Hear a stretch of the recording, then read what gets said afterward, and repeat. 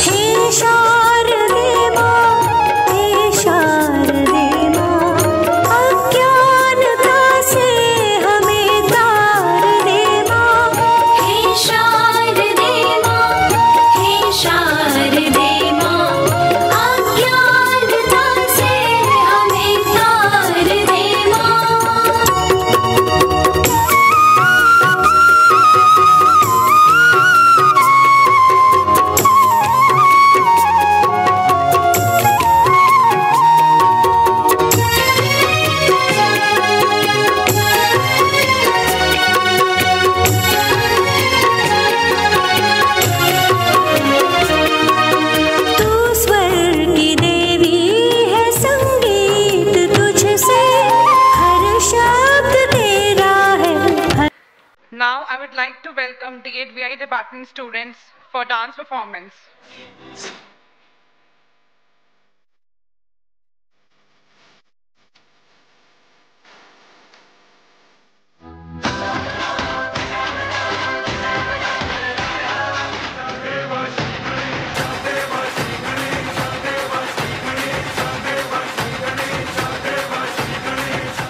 Now, I request our Deputy Director Ma'am, Ms. Sanjana Mittal Ma'am, to kindly come up and present a welcome address for CRE program. I welcome you all to the second day of 3-day CRE program on the topic, the role of orientation and mobility for the children with special education and special needs. So today we have with us, that is Anil Kumar sir, and he is from National Association for Blind R.K. Puram. And I also welcome all the teachers and faculty members who had made to happen this CRE program, and all the delegates for the second day. I wholeheartedly welcome you. A lot of speakers will be joining us, so most probably, and I request to be very participated in this CRE program which we are going to begin. Thank you. For the plenary session 1, we have Mr. Anil Kumar. Mr. Anil Kumar is a resource teacher in National Association for the Blind, which one is located at Sector 5, KR Puram, New Delhi. Now I request our Deputy Director ma'am, please felicitate Mr. Anil Kumar.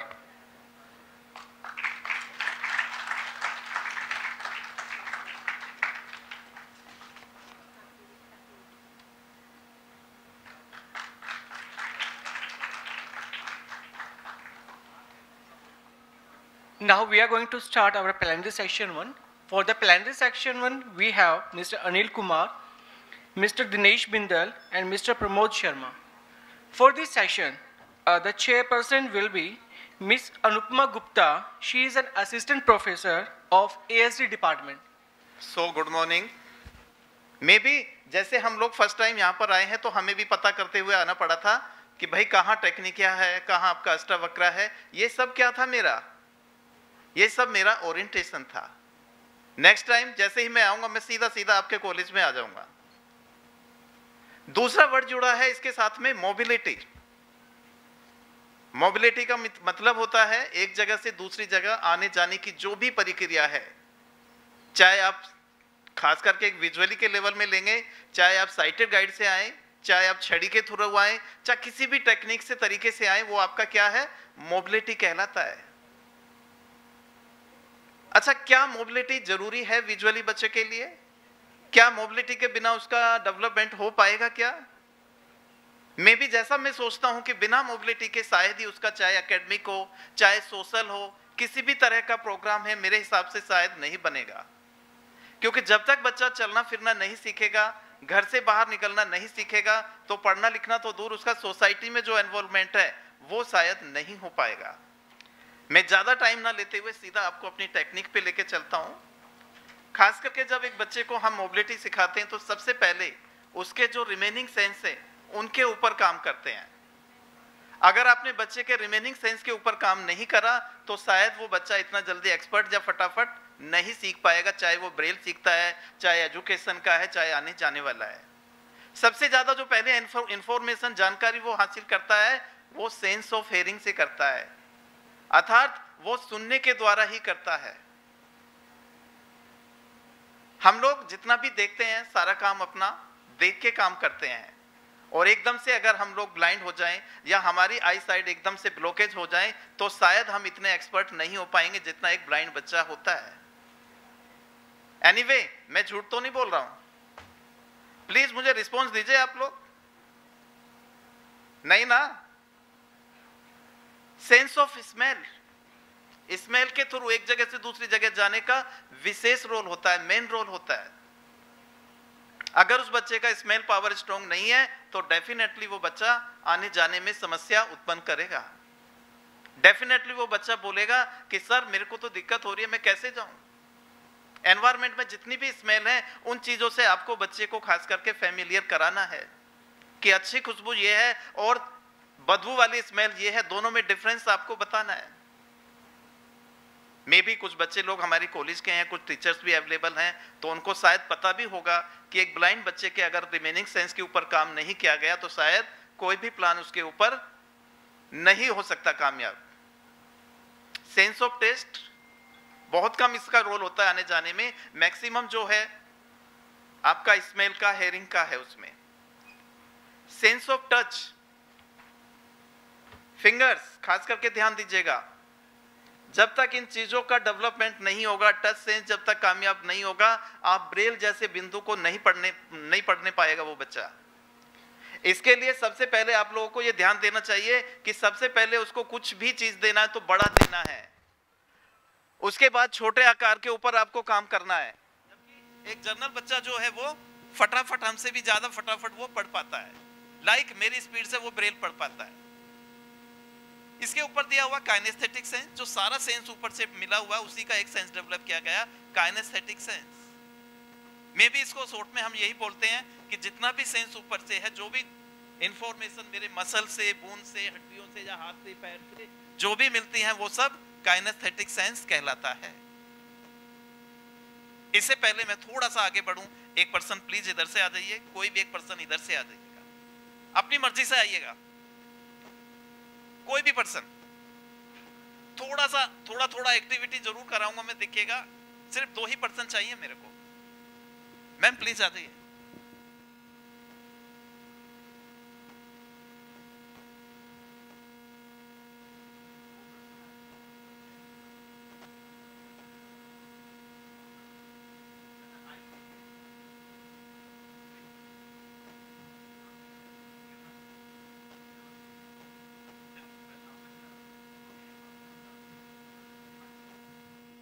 ये सब दिखाता है कि हमारे जो sense है वो अभी इतने डेवलप नहीं है। अदरवाइज किसी ब्लाइंड बच्चे को बोलता तो वो फटाफट घूम के फटाफट आ जाता है यहाँ तक। आ जाइए, आज ऊपर आना है बच्चे, ऊपर तक आना है, जहां से गए वहीं आना है आपको। हाँ मैम वापिस तो पहले गेट तक तो जाइए।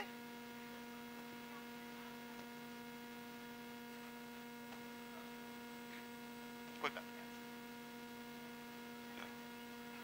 दरवाजे पे हाथ लगाना मैम।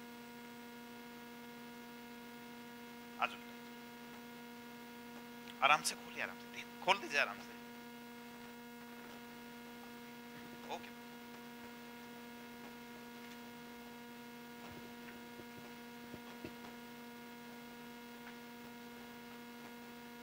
यस मैम, प्लीज कर दो, प्लीज खोलिए। Thank you. एनीवे, एक क्लैपिंग तो मैम के लिए बनता है।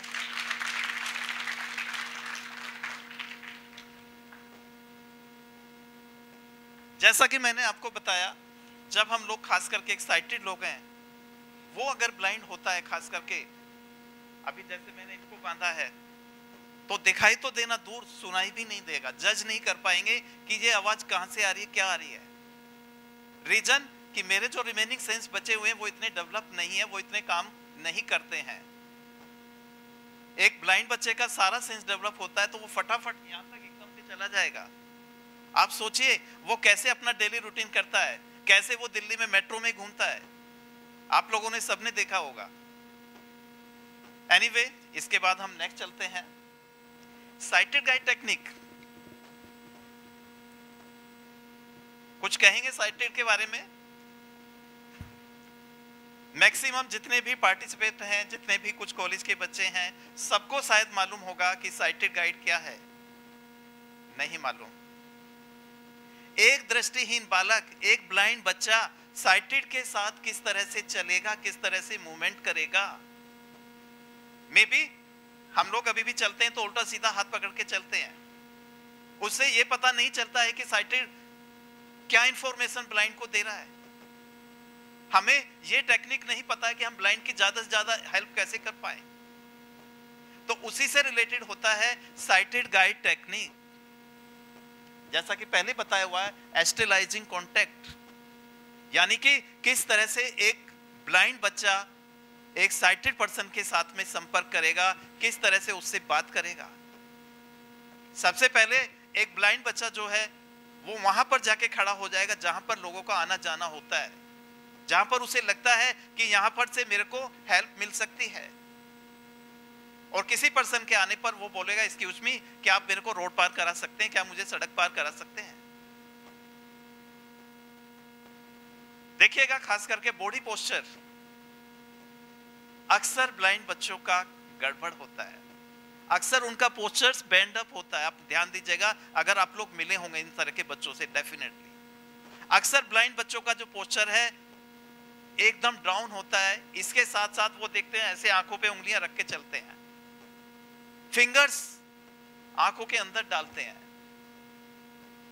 एक स्पेशल एजुकेटर होने के नाते, एक टीचर्स होने के नाते आपको बताना है कि नहीं, आपका पोजीशन ये होना चाहिए और आपकी जो बैड हैबिट है इसको डिनायल करना चाहिए, जिससे कि आप भी एक सभ्य सोसाइटी में अपना रोल दे पाए।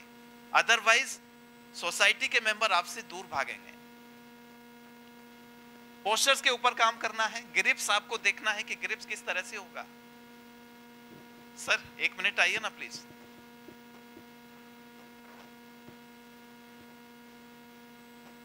अक्सर डर तो नहीं लग रहा सर? अक्सर देखते हैं हम लोग जब हेल्प करते हैं तो इस तरह से चलते हैं, जबकि ऐसा नहीं है। हमको जाके एल्बो के इस तरफ से, ध्यान रखिएगा थंब बाहर की तरफ होगा, इस तरह का ग्रिप पकड़ना है। और चलते समय ध्यान रखिएगा आगे आगे ब्लाइंड को नहीं जाना है, कम से कम एक स्टेप पीछे चलना है, जिससे कि सारी जानकारी ब्लाइंड बच्चे को साइटेड के चलने से सारी पता चल जाएगी। आपको दिखाई दे रहा है? प्लीज यस या नो तो बोल दीजिए।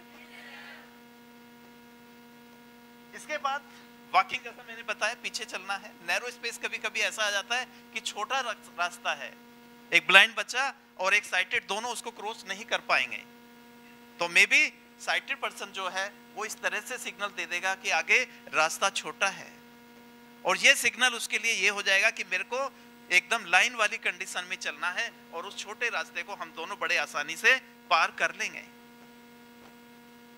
Any doubt?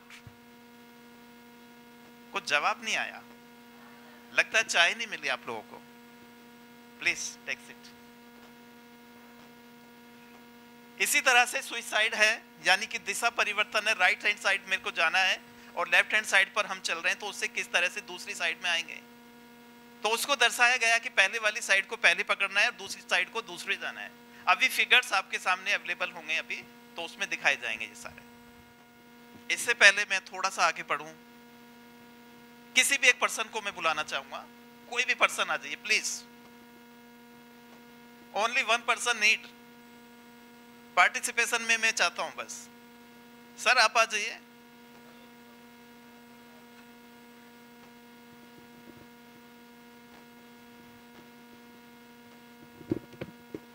देखिए डरिएगा मत बिल्कुल भी, ऐसा कुछ नहीं है। जितना आप पार्टिसिपेट करेंगे उतना ही अच्छा होगा। बच्चे एक ब्लाइंड फोल्ड बांधिए ना।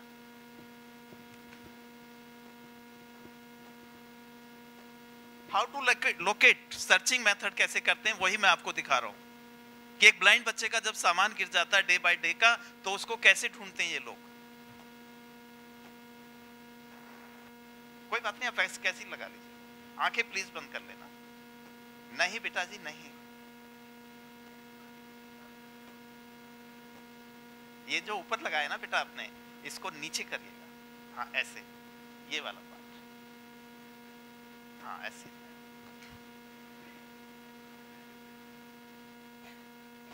हाँ ऐसे देखिए, ऐसे डालिए, ऐसे डालिए इसको। हाँ ऐसे डालिए। दिखाई दे रहा है आपको बच्चे? आपका नाम? देखिए ये बहुत बड़ा काम करने वाले हैं। वंशिता, अभी सुनाई देता है आपको? पक्का? मैं अभी ये कॉइन फेंक रहा हूं, ये कॉइन मेरे को ढूंढ के लाना है। अगर आप ढूंढ के ले आए तो ये आपका है, नहीं तो फिर मेरा वापस कर देना। लीजिए। ओके बेटा।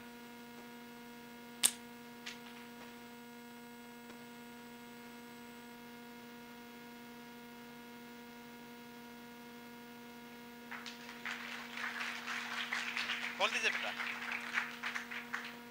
अक्सर क्या होता है, जब भी एक ब्लाइंड बच्चे का कुछ सामान गिर जाता है तो डेफिनेटली वो पहले बड़ा सर्कल हाथ से बनाएगा, फिर छोटा, फिर छोटा।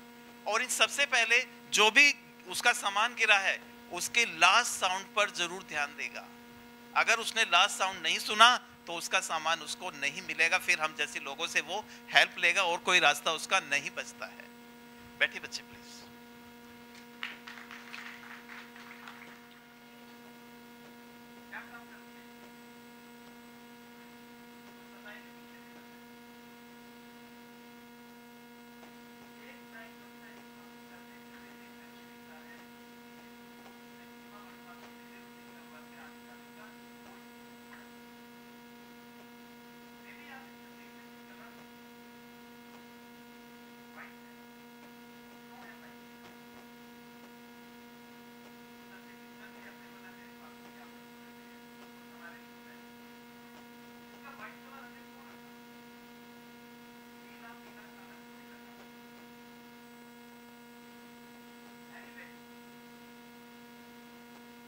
इंटरनेशनल सिंबल, ये एक इंटरनेशनल सिंबल है कि जिसके हाथ में सफेद छड़ी होगी वो ब्लाइंड है। क्या है बच्चे? इसमें रेड मार्क भी क्यों है जी? थोड़ा सा क्लियर करिए। मे बी जिसके हाथ में इस तरह की छड़ी है वो बच्चा ना तो देख सकता है, ना बोल सकता है, और ना ही वो सुन सकता है। मल्टीपल डिजेबल है वो। खास करके हम लोग जब इस एजुकेशन से जुड़े हैं, स्पेशल एजुकेशन से जुड़े हैं, तो डेफिनेटली हमें ये सारा मालूम होना चाहिए कि इसका क्या मीनिंग है। डॉक्टर रिचर्ड ई हूवर 15 अक्टूबर 1900, क्योंकि कुछ मेरे स्टूडेंट भी बैठे हैं, कुछ मेरे टीचर्स लोग भी बैठे हैं, तो प्लीज मैं चाहता हूं क्वेश्चन का आंसर रेज किया जाए। 15 अक्टूबर 1945 सेकेंड वर्ल्ड वॉर के टाइम में इसका आविष्कार हुआ था। ये पार्ट टिप, ये सारा पार्ट शाफ्ट कहलाता है। मैं थोड़ा सा गलत बोल गया, ये कैप है, ये सारा शाफ्ट है और ये आपका टिप है।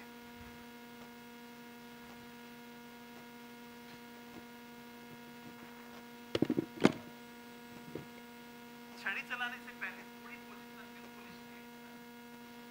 अगर मेरा पोजीशन डाउन होगा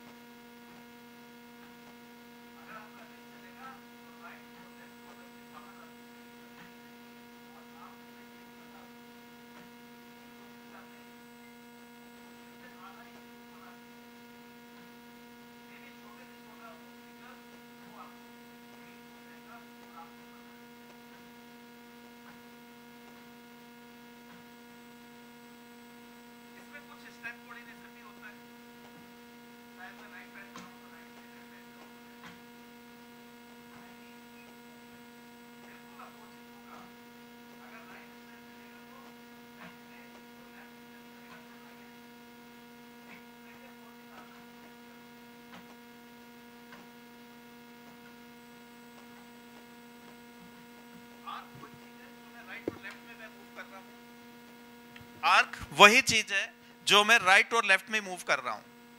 जो एरिया मेरा कवर हो रहा है वो आपका आर्क कहलाता है।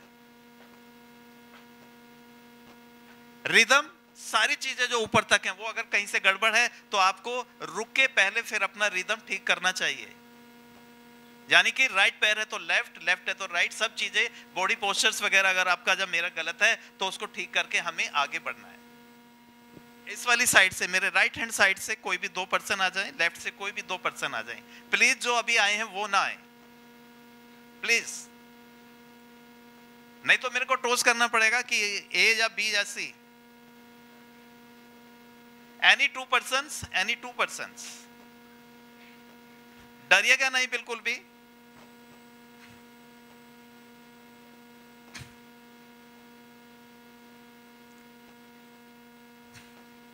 हाँ कोई दिक्कत नहीं।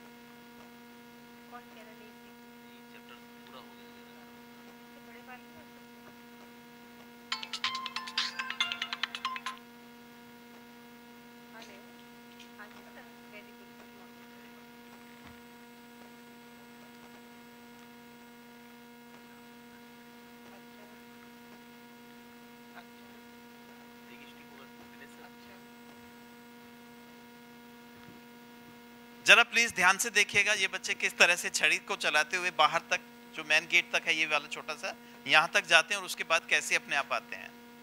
आप जा पाएंगे बच्चे? ट्राई करिएगा। लीजिए, सबसे पहले तो आप यहां से नीचे उतरिए, उसके बाद ही देखा जाएगा कैसे चलना है कैसे। हाँ जाइए, बंद करके जाना इसको प्लीज। आप थोड़ा सा असिस्ट करिएगा, गिर ना जाए बच्चे।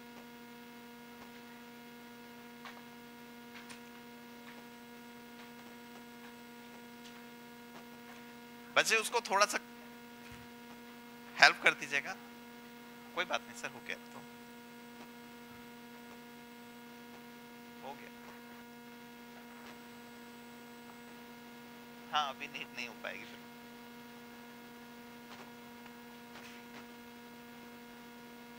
देखिए अगर ये बच्चा गिर गया, चोट लग गई तो नंबर आपके कटेंगे।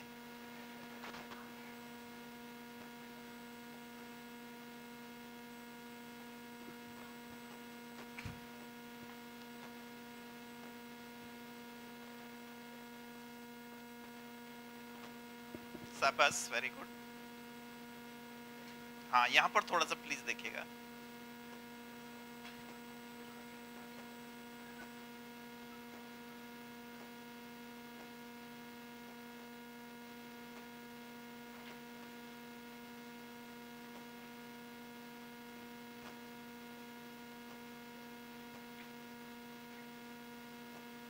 बस वेरी गुड वेरी गुड। आप आ जाइए, आपको अब आप बांधिए, आप बांधिए, अब आप बांधिए। आइए बच्चे आप आइए, ऊपर तक आइए। हाँ अब आप, वेरी गुड। इधर से लेके आना इनको बच्चे, आप इधर से आना सामने, शॉर्टकट नहीं चलेगा।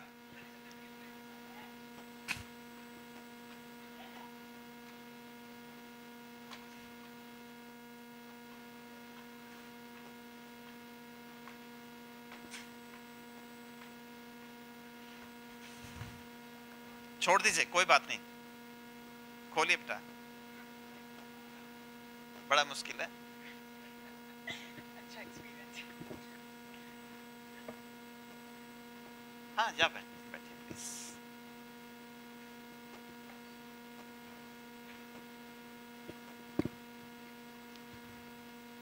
आपको मात्र 30 सेकंड मिलता है, फटाफट आइए।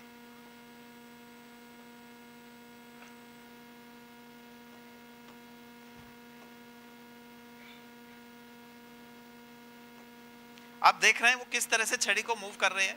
किस तरह से छड़ी को चला रहे हैं वो।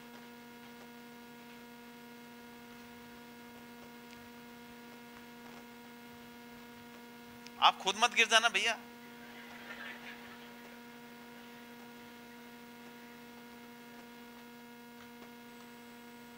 आइए, चलिए खोलिए। बड़ा मुश्किल है।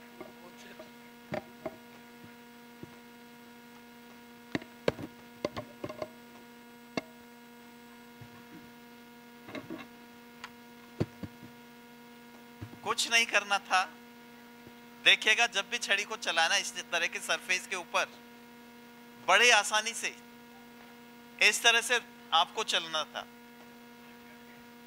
आप प्लीज देखिएगा जो मैं आपको समझाना चाह रहा हूं, बड़े आसानी से आपको इस तरह से चलना था। जैसे ही कोई नीचे जाने का रास्ता है तो एकदम से इससे हिट हो जाएगा। अगर मैं इसे उठाता हुआ चलता तो शायद ये नहीं मिलता। इस तरह से अगर मैं मूव करता या ये बच्चे मूव करते तो ऑटोमेटिक इनको स्टेयर्स मिल जाता। दिक्कत कहां रही थी? चढ़ते समय भी बच्चे लोग बहुत डर रहे थे। कुछ नहीं करना था, सिर्फ चलाने का एक तरीका है, यूज करने का एक तरीका है। बड़े आसानी से छड़ी को इस तरह से टच टैप करते हुए बड़े आसानी से, शीघ्र से, बड़े आसानी से हम आ जाते। सारी इंफॉर्मेशन इस छड़ी से मिलती है। बस वो इंफॉर्मेशन मुझे पता होना चाहिए कैसे इससे लेना है। देखने के लिए लगता है एक सिंपल छड़ी है और कुछ नहीं है। बहुत आसानी से मूवमेंट हो पाता है इसके through.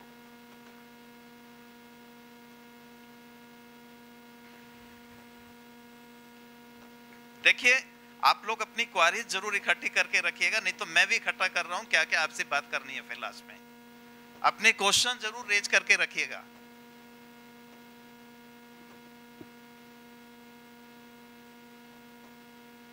Anyway, orientation mobility definitely importance तो है, चाहे उसका सोशल हो, किसी भी तरह का इंटीग्रेशन हो, चाहे उसका एकेडमिक हो। विदाउट मोबिलिटी शायद वो बच्चा अपना रोल अदा इस सोसाइटी में नहीं कर पाएगा। तो मेरे हिसाब से ये जो टेक्निक है, ये जो ट्रेनिंग है, हर बच्चे को अवेलेबल होना चाहिए, हर बच्चे को मिलना चाहिए।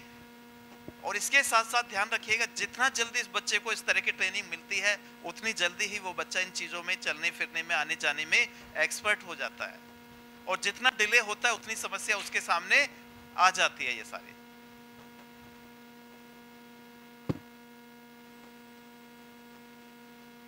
मैं जब भी सिखाता हूं, खास करके एक बच्चे को 45 क्लासेस के अंदर अंदर उसको इतना क्लियर हो जाता है कि वो शायद दिल्ली जैसे शहर के अंदर कहीं मार नहीं खाता है। मात्र 45 डेज की क्लासेस मैं उसको देता हूं, 45 डेज के अंदर इतना हो जाता है, कोई समस्या उसको नहीं आती है। चाहे आपका बसेस का हो, मेट्रो का हो, किसी भी तरह का हो, वो सब अवेलेबल हो जाता है उसके लिए। हर चीज से आने जाने में वो क्लियर हो जाता है।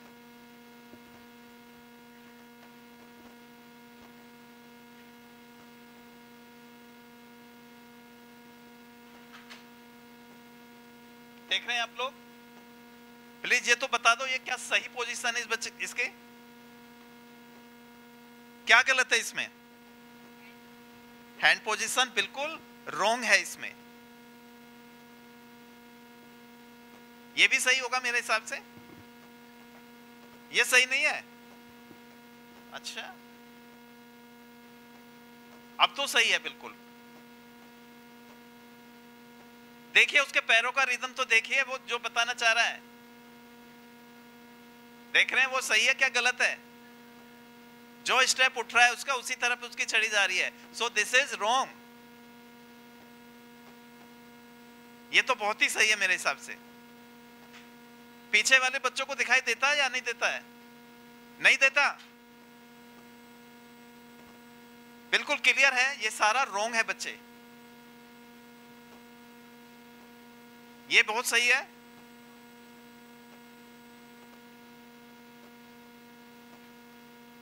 मेरे हिसाब से ये सही है। आप उसका छड़ी का तो रिदम देखो बच्चे, ये वाला पार्ट तो देखो आप जरा। ये स्टेप उठ रहा है और ये चल रहा है, ये देखो ना आप जरा। थोड़ा डीपली देखने का कोशिश करिए।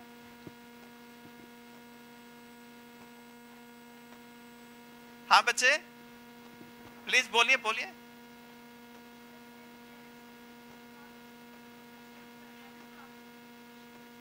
ये साइटेड गाइड नहीं है, ये कैन टेक्निक है। जो हेल्प कर रहा है वो उसको बता रहा, शाबाश आप अच्छे से जा रहे हो, ठीक से जा रहे हो। या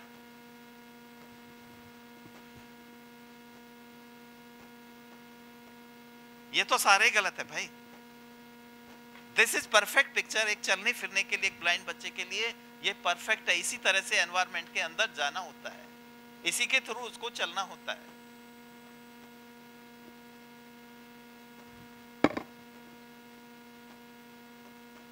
होल्ड कैसे करना है, पकड़ना कैसे छड़ी को, ध्यान दीजिएगा। ये ऐसे बिल्कुल ना पकड़ें, ये ऐसे बिल्कुल ना पकड़ें। जो इंडेक्स फिंगर है ये ओपन होना चाहिए। आपको फिगर में भी क्लियर हो रहा होगा, इंडेक्स फिंगर आपका ओपन होना चाहिए। इसके यूज में इंडेक्स फिंगर ओपन होना चाहिए। रीजन जो वाइब्रेशन हो रहा है, जो स्टिक का वाइब्रेशन हो रहा है, इंडेक्स फिंगर के थ्रू वो माइंड तक बड़ी जल्दी ट्रांसफर होता है। इस तरह से बंद नहीं करना है। ये पोजीशन साफ साफ अच्छे से डिटेल में आपको समझाया जा रहा है। बिल्कुल सही पोजीशन यही है।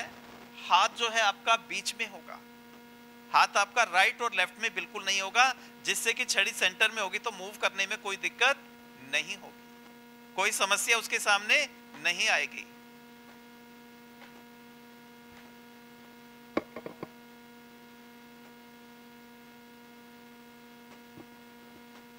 जी कुछ बताएंगे पिक्चर्स में क्या दिखाया जा रहा है? आउटडोर मोबिलिटी की सबसे परफेक्ट यही तरीका है। दोनों का तालमेल देखिएगा, मिलता हुआ जा रहा है एकदम से। राइट पैर का और लेफ्ट पैर का तालमेल दोनों का मिला हुआ जा रहा है। राइट और लेफ्ट दोनों पिक्चर्स में ये आपको बहुत अच्छे से समझाने की कोशिश की गई है।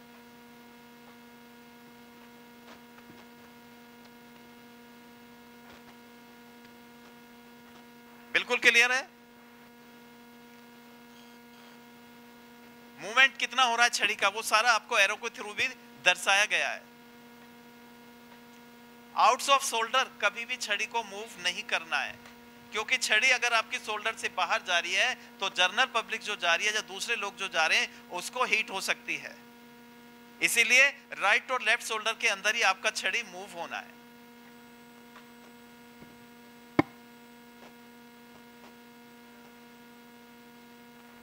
वॉल को टच टैप करते हुए जाना है। बिल्कुल वॉल को पकड़ा और उसके साथ साथ सीधा चलते जाइएगा बस। बाकी सब छड़ी आपको बता देगी आगे कुछ है या नहीं है।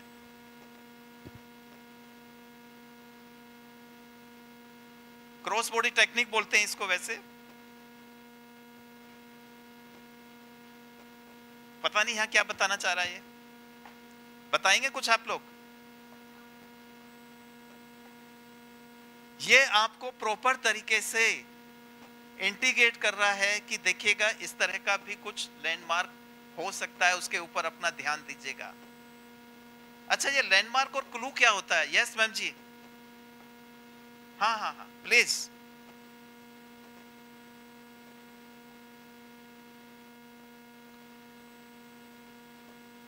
किसी भी जगह पहुंचने के लिए हमें कुछ ऐसे मार्क्स, ऐसे चिन्हों का ध्यान रखना होता है जो कि परमानेंट है, टेम्परेरी है। जो परमानेंट है उनको लैंडमार्क बोलते हैं और जो टेम्परेरी है उनको क्लू बोलते हैं। मे बी कहीं स्पीड ब्रेकर है, कहीं जेब्रा क्रॉसिंग है, ये सब आपका परमानेंट मार्क होता है। टेम्परेरी मार्क्स जैसे किसी ढाबे की खुशबू आ रही है,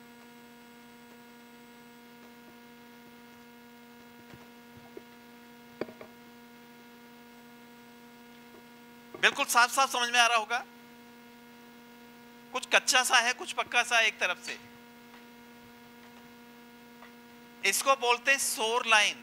एक लाइन से दूसरी लाइन को मिलाते हुए चले जाना है और बड़े आसानी से सड़क के कॉर्नर पर आप कभी भी ध्यान दीजिएगा, एक ब्लाइंड पर्सन सड़क के एक कॉर्नर को पकड़ेगा और उस फुटपाथ के साथ साथ निकलता हुआ चला जाएगा, टच टैप करता हुआ।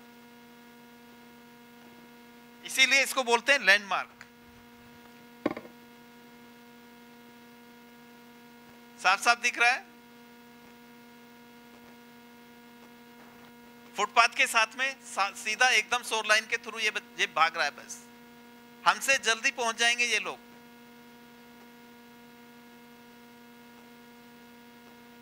ये पोजीशन बिल्कुल गलत है। जब भी स्टेप चढ़ना है इस तरह से नहीं पकड़ना, ये वाली पोजीशन होगी लाइक जैसे हम लोग पेन या पेंसिल पकड़ते हैं। ये डाउन पोजीशन नहीं होगी, ये बिल्कुल सामने सीधा स्ट्रेट हाथ हो जाएगा।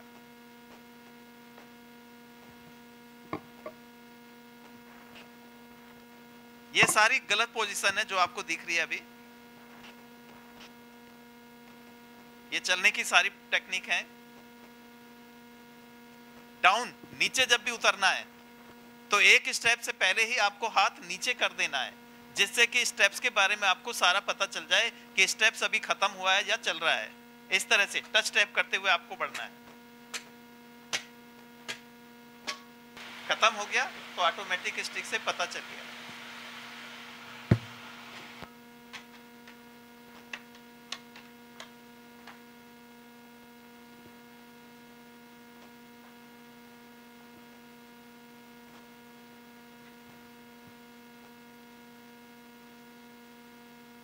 बिल्कुल भी नहीं करना इस तरह से। गाइड आप कर सकते हैं, उसे बता सकते हैं कि ये आप गलत कर रहे हैं या इस तरह से आपको करना चाहिए।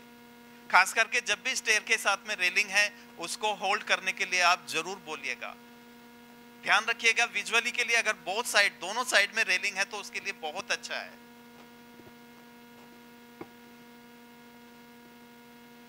ऑब्स्टिकल्स खास करके ट्रैफिक के अंदर जब चलते हैं आप देखिएगा बाहर भी बहुत सारी गाड़ियां खड़ी हैं, तो उससे बचने के लिए ये हाथ ऊपर आ जाता है। इसे बोलते हैं अपर बॉडी प्रोटेक्शन। ऊपर के पार्ट्स की हमको कैसे हेल्प करनी है या कैसे हम उसको सेव करना है, इसको बोलते हैं अपर बॉडी प्रोटेक्शंस।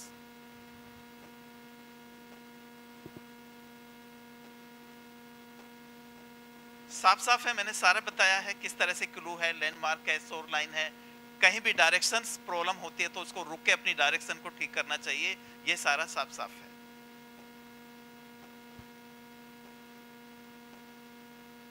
एनीवे, इसमें तो अभी बहुत थोड़ा आपको मैंने बताया है। इससे पहले मैं थोड़ा सा आपसे बात करूं। मैं चाहता हूं कि कोई भी एक पर्सन यहां से आ जाए और एक पर्सन यहां से आ जाए, प्लीज। अरे बड़ा सोचते हैं। पीछे वाले भाई साहब आप आ जाओ, जो सबसे पीछे हैं आ जाइए, आ जाइए। वो सबसे लास्ट वाले, हाँ हाँ आ जाइए, आ जाइए।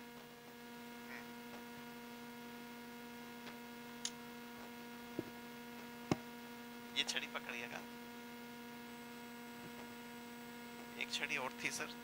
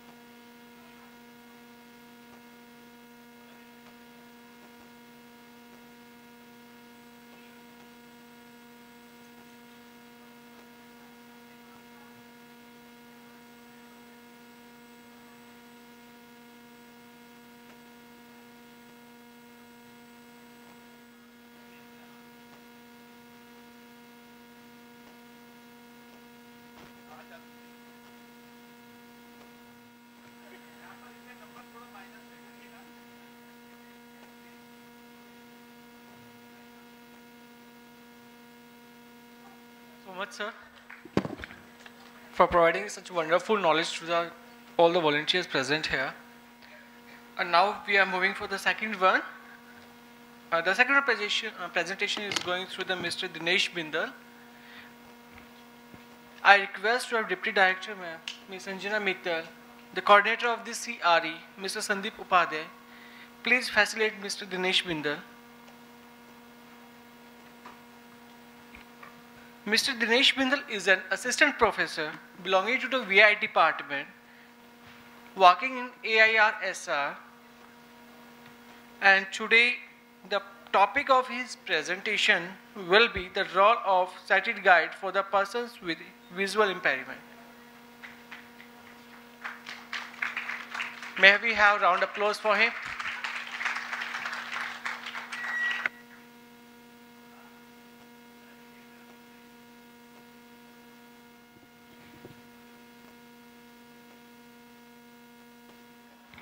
Now, I would request Mr. Dinesh Bindal, sir, the Assistant Professor of VI Department, to present his views on the topic of human sighted guide techniques in orientation and mobility.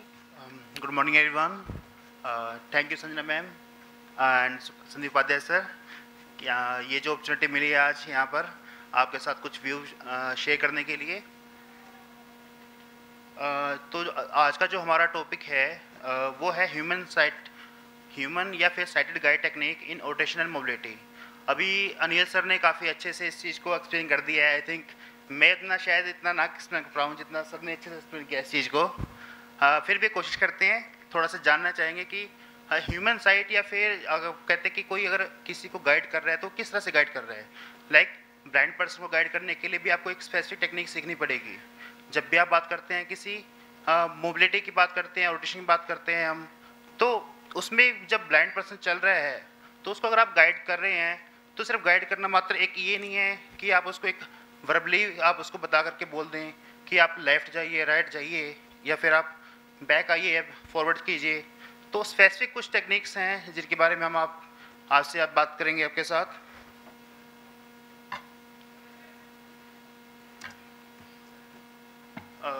चलिए, orientation का meaning सबको समझ आ गया होगा शायद। अभी हम 2 दिन से इसी के बारे में बात कर रहे हैं, सेकेंड डे भी ये बात है, सबको क्लियर है ओरिएंटेशन क्या है। तो ठीक है, इन्होंने क्या बताया कि ओरिएंटेशन क्या, हमारे पास अपने सराउंडिंग के बारे में जानना। सराउंडिंग का है जहाँ हम रह रहे हैं, जहाँ पर हमारी मूवमेंट हो रही है, जहाँ पर हम जा रहे हैं। लाइक आपका स्कूल है, कॉलेज है, आपका घर है आपका, या आपके पास कहीं भी आप सोशल लाइफ में जी रहे हैं। लाइक आप ट्रैवलिंग कर रहे हैं, किसी प्लेस पे जा रहे हैं, स्पेसिफिक किसी होटल में जा रहे हैं, रेस्टोरेंट में जा रहे हैं, तो मेनली क्या है, वहाँ के आसपास के वातावरण के बारे में जानकारी प्राप्त करना। तो वो क्या है हमारे पास, उसको हम ओरिएंटेशन कहते हैं। जब आपको पता हो कि मेरे लेफ्ट में क्या है, राइट में क्या है, वहाँ से लाइक ब्लाइंड पर्सन को उस एनवायरनमेंट के बारे में आपको क्या करना है, ओरिएंट करना है। ओरिएंटेशन मीन्स कि आपको आसपास की सब चीज़ों के बारे में आपको उसको पता हो। तो ओरिएंटेशन से मीनिंग हमारा वही है कि जब भी आप किसी प्लेस पे जाते हैं, या फिर जैसे आज आप टेक्नी ऑडिटोरियम में बैठे हैं, तो आपको अपने बारे में पता है, हम आसपास के अपने हर चीज़ से वाकिफ़ हैं। लाइक स्टेयर्स कहाँ है मेरे पास, स्टेज कहाँ है, चेयर्स कहाँ है, डोर कहाँ पर है, तो आप तो वाकिफ़ हैं। बट एक ब्लाइंड पर्सन के लिए ये चीज़ें क्या हैं, वो सब आपको बतानी पड़ सकती हैं थ्रू साइट गाइड के थ्रू। ठीक है, नेक्स्ट बात करते हैं मोबिलिटी की। मोबिलिटी से कोई क्या मीनिंग है, कोई बता सकते हैं? हम ओरिएंटेशन का मीनिंग जान चुके हैं कि ओरिएंटेशन क्या है, अपने आसपास के वातावरण के बारे में जानना। But what do you mean with by mobility? Mobility is moving in direction. चलिए, इनके लिए क्लैपिंग तो कर दीजिए, कम से कम पार्टिसिपेट तो हमारे साथ हैं हमारे साथ। ठीक है, तो मोबिलिटी मीनिंग क्या है कि moving from one place to another place. ठीक है, like one point to another point. जैसे आप देख पा रहे हैं कि पॉइंट ए से बी तक अगर आप क्या कर रहे हैं, मूवमेंट कर रहे हैं कोई अपनी, तो वो क्या आपके पास क्या कहलाएगी, मोबिलिटी। ठीक है ना, तो मीनिंग जानना बड़ा ज़रूरी है चीज़ों का। जैसे आपके पास कोई वर्ड आया, रोटेशन है या मोबिलिटी है, जब तक वो कंसेप्ट क्लियर नहीं हमें होगा तो तब तक हम उसके बारे में जान नहीं पाएंगे।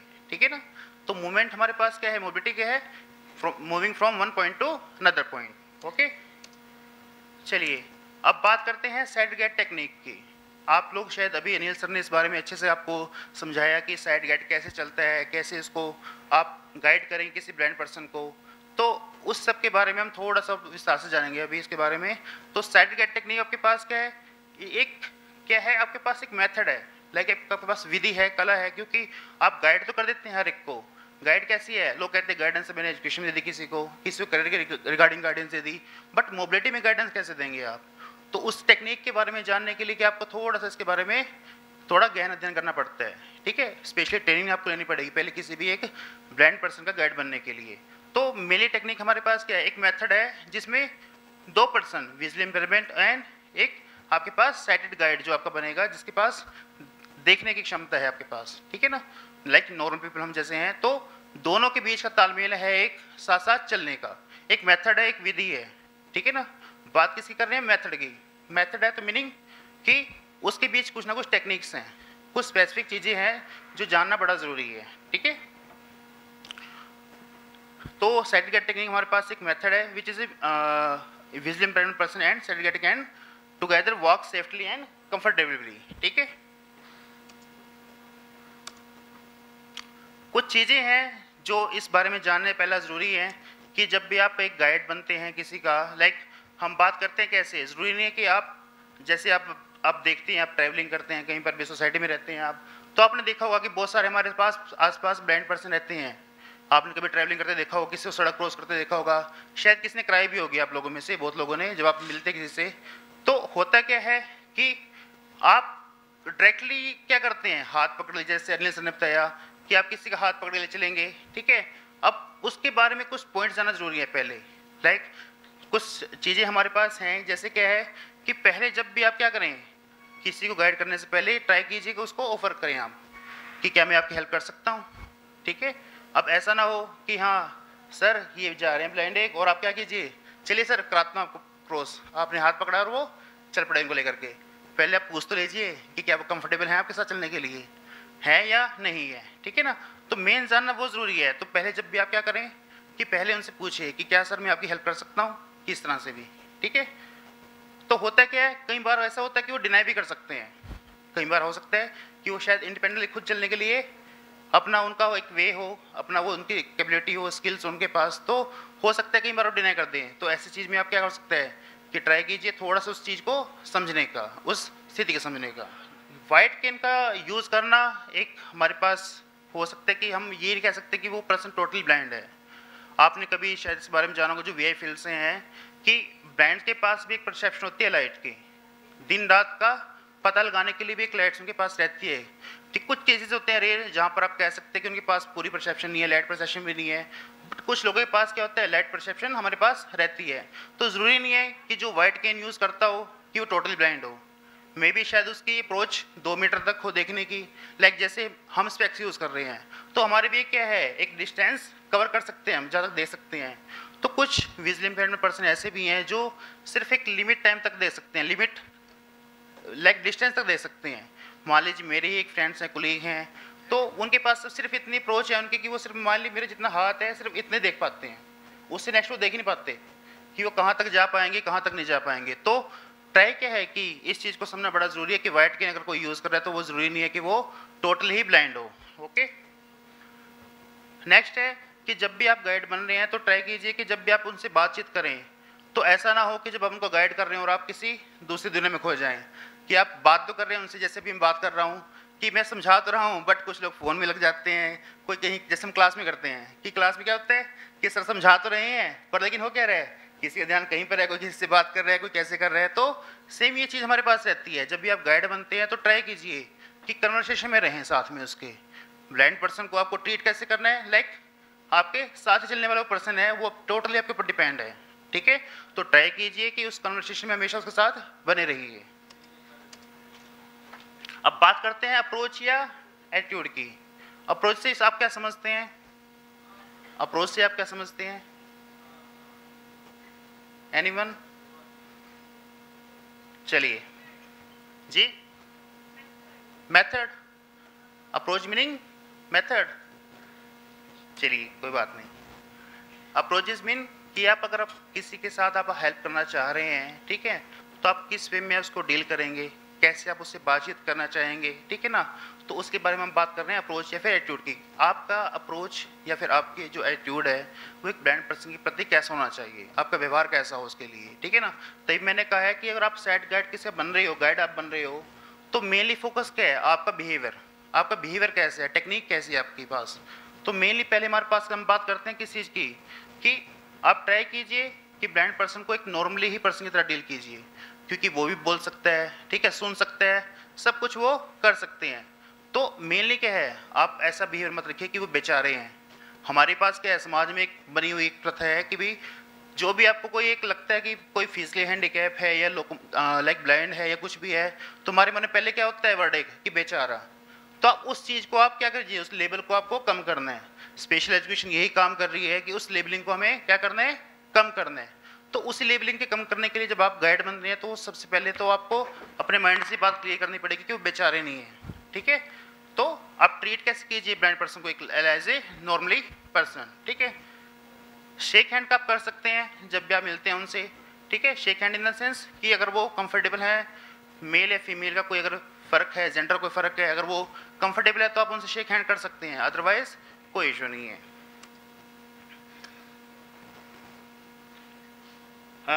थर्ड बात हम करते हैं पोजीशन की, कि अगर आप जैसे मान लीजिए आप हेल्प करना चाह रहे हैं, किसी गाइड बन रहे हैं, तो ट्राई कीजिए क्या कि वो जिस पोजीशन में हैं वो आप उस पोजीशन पे तक जाने की बात कीजिए। अगर वो बैठे हैं तो आप ट्राई कीजिए कि उनके साथ बैठकर आप उनसे पूछिए, या फिर अगर खड़े हैं तो आप उनसे खड़े होकर बात कर सकते हैं।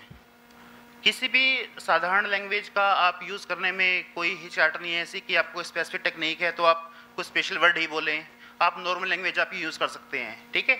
जनरली चीज़ है हमारे पास, क्योंकि गाइड बनना कोई एक ये है कि कोई नॉर्मल बात ही है, पर लेकिन उसमें कुछ मेथड आपको जानना ज़रूरी है। तो ऐसा नहीं है कि उस मेथड के लिए आपको स्पेशली कोई फॉर्मूला लगाएंगे, तो आप नॉर्मल लैंग्वेज में बात कीजिए, ठीक है। हमेशा जब भी आप बात करें आसपास के वातावरण, जैसे लाइक आपके पास कोई शोर शराबा हो रहा है, उसको ट्राई कीजिए। जब ये क्या है, टेक्निक आपको सिखा रहे हैं कि अगर आप गाइड बन रहे हैं तो आप कैसे, आपने क्या क्या चीज़ें आपके पास होनी चाहिए। उस पर्सन को जब भी आप गाइड बनते हैं तो आपको आसपास के वातावरण की उसको जानकारी देनी है। जैसे हम ऑडिशन की बात कर रहे हैं, तो जो शोर शराबा है उसको पहचानने की आपको बच्चे को सिखाना पड़ेगा कि आपके आसपास जो शोर है वो किस तरह का है, ठीक है ना। लाइक ट्रैवलिंग कैसे, बस कैसे मूव कर रही है, कोई गाड़ी चल रही है तो वो कैसी आवाज़ कर रही है, तो ये सब टेक्निक्स को सिखाना पहले बड़ा ज़रूरी है। ओके, बेसिक स्टेप हैं कुछ आपके पास सेट गेट टेक्निक के। तो सबसे पहले जो हमारे पास बेसिक टेक्निक है, स्टेप नंबर 1 है, वो क्या है कि जब भी आप किसी को गाइड कर रहे हैं या गाइड टेक्निक आप सिखा रहे हैं किसी पर्सन को, तो सबसे पहला स्टेप हमारे पास है कि आप उसके साथ पर्सन के बिल्कुल बगल में आप खड़े हो जाइए, ठीक है ना।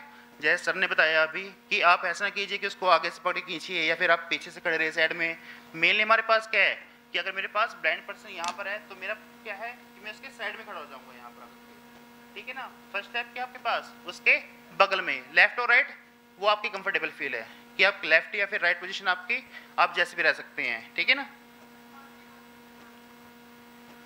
सेकंड हमारे पास क्या है कि अगर आप किसी को हेल्प कर रहे हैं, आप गाइड बन रहे हैं, तो हमारे पास क्या होता है, जैसे कंफर्टेबल हमारी सोसाइटी कैसी है कि कोई हो सकता है कि मान लीजिए अगर लेडीज है या गर्ल्स है तो वो शायद टच करना पसंद ना करे। हो सकता है कुछ चीज़ में जेंट्स भी ऐसे होते हैं कि आप मान लीजिए सेंसिटिव सबकी अपनी अपनी है, पर्सनल आपका सब कुछ है आपके पास, तो हो सकता है कि वो शायद फील करना अच्छा ना करे पसंद, आप उनको टच करते हैं, हाथ से टच करते हैं। तो मेनली क्या है, जब भी आप किसी ब्लाइंड पर्सन को अगर आप साइड गार्ड बन रहे हो उनका, तो मेनली क्या है, टच करने के लिए पहले आपको उनके इस हाथ की तरफ, लाइक ये आपका जो बैक है उससे आप उसको टच करके बताइए कि मे आई हेल्प यू। देन ये स्टार्टिंग क्या है, पहला स्टेप है आपके पास। जब भी आप किसी बच्चे को गाइड बन रहे हैं ब्लाइंड पर्सन का, तो मेनली क्या हमारे पास क्या है कि उसके आप हैंड को बैक साइड से टच करके बताइए कि हम चलने के लिए तैयार हैं आपके पास, ठीक है ना। सेकंड जो हमारे पास है, जैसे अनिल सर ने बताया अभी कि आपके पास जो पोजीशन है, आपकी ग्रिप की पोजीशन आपके पास है, जैसे केन की स्पेसिफिक आपके पास पोजीशन है, केन को पकड़ने के लिए, आपको ग्रिप पकड़ने की बनाने के लिए उसकी स्पेसिफिक है। क्रेन को कोई लोग ऐसे पकड़ते हैं, ठीक है, जैसे अनिल सर कह रहे कुछ ऐसे पकड़ते हैं पेन जैसे, बट ऐसे साइड गाइड में जब आप चलते हैं, गाइड बन रहे हैं, तो आपके पास कुछ स्पेसिफिक एक ग्रिप है। ग्रिप कैसे, थ्रू एल्बो, कि आप जब भी आप जो गाइड बने हुए हैं वो हमेशा आपके आगे रहेंगे, देन उसकी जो एल्बो है आप यहाँ से उसको पकड़ा सकते हैं। अपनी जो ब्लाइंड पर्सन है वो आपके राइट साइड में है, लेफ्ट साइड में आपके पास है, तो आप उसको यहाँ से हाथ से टच किया और आपने उसको यहाँ तक ले आया उसके हैंड्स को, ठीक है ना। ये क्या है, एक कंफर्टेबल प्लेस है जहाँ से आपको सेंसिटिविटी की थोड़ी कम रहती है कि आप आराम से मूव कर सकते हैं। प्लस आप अगर मूव कर रहे हैं तो आप लेफ्ट या राइट जा रहे हैं तो आपकी एल्बोज के साथ चलती रहेगी, ठीक है। हमारे पास सेकंड क्या है, जैसे आप देख रहे हो कि ये एल्बो बैंड हो रही है, ठीक है ना। तो आपको क्या करना है, जब आप गाइड बने हो तो मेनली एल्बो आपकी ऐसे ना हो कि आप ऐसे चलते रहें, ये प्रॉपर पोजीशन नहीं है हमारे पास, आपकी एल्बो हमेशा कैसे हो, मेनली आपके ऐसे हो, ठीक है, लाइक जेंटलमैन, जैसे आप कहते हैं जेंटलमैन बने हैं हम। तो मेनली क्या है, ये आपके फोकस कैसे करेगी, उसको प्रोटेक्शन प्राप्त करेगी। आपके बच्चा जो है आपके पास साथ चल रहा है, ब्लाइंड पर्सन चल रहा है, तो उसको प्रोटेक्शन भी बड़ी जरूरी है। अगर आप गाइड बने हो तो मेनली उसकी सेफ्टी जरूरी है पहले। तो सेफ्टी के लिए क्या है कि आपकी बॉडी की वो क्लोज रहे, ठीक है, close in the sense one step back ही हमारे पास हो, बट ये ना हो कि आप उसको लहराते हुए चले बाजू, या फिर वैसे करें हाथ पकड़े से का है कि हाथ पकड़े हम। तो ये सबसे सेफ टेक्निक है हमारे पास कि आप उसको एल्बो से अपने हाथ पकड़वाएं यहाँ पर और वो आपके साथ साथ मूव करे। ओके, जैसे अभी आपको ये दिखाया गया है कि उन्होंने क्या किया हुआ है, आपके पास एल्बो को यहाँ से पकड़ा हुआ है, ठीक है, आप यहाँ से ग्रिप बनाएं अपनी अच्छी, ये कंफर्टेबल प्लेस है आपके पास। हाथ में सेंसिटिविटी एक अलग ही है सबकी डेप्थ, आप यहाँ से सेंसिटिविटी को इग्नोर कर सकते हो उस चीज़ को। ओके, जैसे बात की है कि क्लोज रखना बड़ा ज़रूरी है। अगर आप एल्बो को क्लोज रखोगे तभी उसकी सेफ्टी आपके पास मेजर कर सकते हैं आप। लेफ्ट और राइट का अगर आप बात कर रहे हैं तो आप लेफ्ट हैं या राइट हैं वो आपके ऊपर डिपेंड है। जैसे हमारे पास इंडिया में ट्रैवलिंग हम कहाँ करते हैं, ड्राइविंग कहाँ करते हैं हम इंडिया में, को बता सकते हैं किस साइड करते हैं, लेफ्ट साइड, ठीक है। तो मेनली क्या है, जब भी आप गाइड बने हुए हैं तो आप ट्राई कीजिए, मोस्टली इंडिया का एटमॉस्फेयर की बात कर रहे हैं आप, तो आप ट्रैवलिंग हमेशा लेफ्ट साइड कराइए। लाइक आप राइट साइड होंगे, आपके पास जो आपके ब्लाइंड पर्सन है या विजन इम्पेयर्ड पर्सन है वो आपके हमेशा लेफ्ट साइड रहेगा। तो ट्राई कीजिए इसको हमेशा लेफ्ट के थ्रू कराने का, ठीक है ना। लेफ्ट और राइट आपका डिपेंड करता है। बाकी कोई स्थिति ऐसी हो सकती है, इंडिया की हम बात करते हैं तो कोई स्थिति ऐसी भी है कि आप शायद रॉन्ग साइड भी चल रहे हो, कुदरत है हमारे यहाँ चलने की, कई बार हम रॉन्ग साइड भी चल सकते हैं, तो वो डिपेंड करता है आपके ऊपर। सेकंड है हमारे पास कि जब भी आप साइड गाइड को कोई ट्रेनिंग दिखा रहे हैं, आप सिखा रहे हैं, उसको मेथड सिखा रहे हैं, तो जैसे हमने पहले बात की थी रोटेशन की, तो जब भी आप उसको कहीं पर आप गाइड कर रहे हैं, ठीक है, तो उसके आसपास के एनवायरनमेंट की आप उसको क्या कर सकते हैं, उसकी जानकारी बढ़ा देना जरूरी है, ठीक है ना।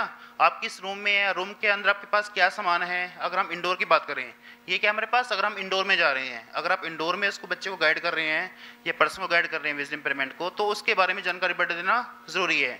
जैसे अभी प्रैक्टिकल आपने किया तो हुआ क्या कि कुछ लोगों ने कहीं इससे टकरा गया, कोई उससे टकरा गया नीचे, बट जब बच्चों को आप गाइड कर रहे हैं, अगर आप उसको वर्बली इस चीज़ के बारे में बताओगे कि 3 स्टेप हमारे पास टेबल है, 4 स्टेप पे हमारे पास गमला है, 2 स्टेप पे हमारे पास चेयर्स है, तो ये क्या होगा, उस बच्चे को हेल्प करेगा मूवमेंट करने में, मोबिलिटी करने में इसको हेल्प करेगा, ठीक है। लास्ट स्टेप हमारे पास लाइक हम अगर हम आउटसाइड जा रहे हैं, हमारे पास इंडोर है एक आउटडोर है, तो आउटडोर में भी आपको हर चीज़ आपको एक्सप्लेन करनी पड़ेगी बच्चे को। अगर आप जा रहे हैं लाइक बस स्टॉप है हमारे पास, है ट्रेन है हमारे पास, ट्रीज हैं, सड़क पे जेब्रा क्रॉसिंग है, तो आपको ट्राई कीजिए इसको हर चीज़ को एक्सप्लेन करने का, ठीक है। तभी आपको कहा गया कि जो कन्वर्सेशन है वो बड़ी ज़रूरी है बच्चे के साथ जब भी आप उसको गाइड करें। सेकंड जो हमारे पास अभी है वो है नैरो स्पेस, ठीक है। अब जैसे हम बात कर रहे थे कि साइड गाइड जब चलते हैं आपके पास, आप उसको गाइड बने अगर आप हो उसके, तो अगर आप ट्रैवलिंग कर रहे हो कैसे, अगर ओपन स्पेस आपके पास है तो आप ओपन स्पेस में आप इजीली चल सकते हैं लेफ्ट और राइट साइड। बट जब बात आती है नैरो स्पेस की, नैरो स्पेस से आप क्या समझते हैं, लाइक हमारे पास वो डोर ही है, डोर के एक कॉरिडोर है हमारे पास, वहाँ पर इतनी स्पेस नहीं है कि वहाँ पर आप 2 लोग साथ चल सकते हैं। मार्केट आपके पास है, कोई गली संकरी आपके पास है, घर के अंदर ऐसा स्पेस है जहाँ पर आपके पास स्पेस ही अवेलेबल नहीं है चलने के लिए, ठीक है। तो ऐसे में आपको क्या करना है, अपनी आर्म को टर्न कर लेना है। लाइक मैं लेफ्ट से ऐसे हूँ, मैं किससे गाइड बना हूँ, मेरे पीछे एक ब्लाइंड पर्सन चल रहा है, वो अभी यहाँ पर चल रहा है मेरे साथ साथ, बट अगर नैरो स्पेस आता है तो मुझे ऑटोमेटिकली क्या करूँगा, मैं वर्बली इसको तो करूँगा ही इसको इंडिकेट, बट साथ में इसको क्या करूँगा, अपनी एल्बो को बैक साइड में इसको टर्न कर लूँगा, ठीक है। टर्न करने से क्या होगा, ऑटोमेटिकली जो ब्लाइंड पर्सन है वो समझ जाएगा कि कुछ नैरो स्पेस है तो मुझे पीछे हो जाना चाहिए। दोनों की बॉडी कैसी होगी, ऑटोमेटिकली मूवमेंट कर लेगी, वो एक दूसरे के पीछे हो जाते हैं। जैसे आप नॉर्मली चलते हैं, क्या होता है, अगर आप किसी बच्चे को लेकर चल रहे हैं, छोटे बच्चे को, तो आप क्या करते हैं, जब नैरो स्पेस आता है तो आप उसको या तो पीछे कर लेते हैं या आगे कर लेते हैं, करते हैं ऐसे ही। तो सेम आपको क्या करना है, ब्लाइंड पर्सन के साथ करना है, बट हमेशा बैक साइड में। अगर आप उसको आगे कर देंगे तो वो रिस्की है, हम आगे नहीं कर सकते, तब वो गाइड कहलाएगा। क्यों, आप कौन कर रहे हो, उसको तो पीछे से धक्का दे सकते हैं हम, ठीक है। तो टर्न आपको बैक साइड में करना है अपने उसको, ठीक है। साथ में बात कर रहे हैं कम्युनिकेशन की, कम्युनिकेशन बड़ा जरूरी है। नैरो स्पेस है, कुछ अगर उसमें कोई हर्डल्स आ रहे हैं, कोई खिड़की आ रही है, लाइक आप इस कॉरिडोर में से निकल रहे हैं, साइड में कोई चेयर्स है या कुछ है, तो जिम्मेवारी किसकी है, उस गाइड की।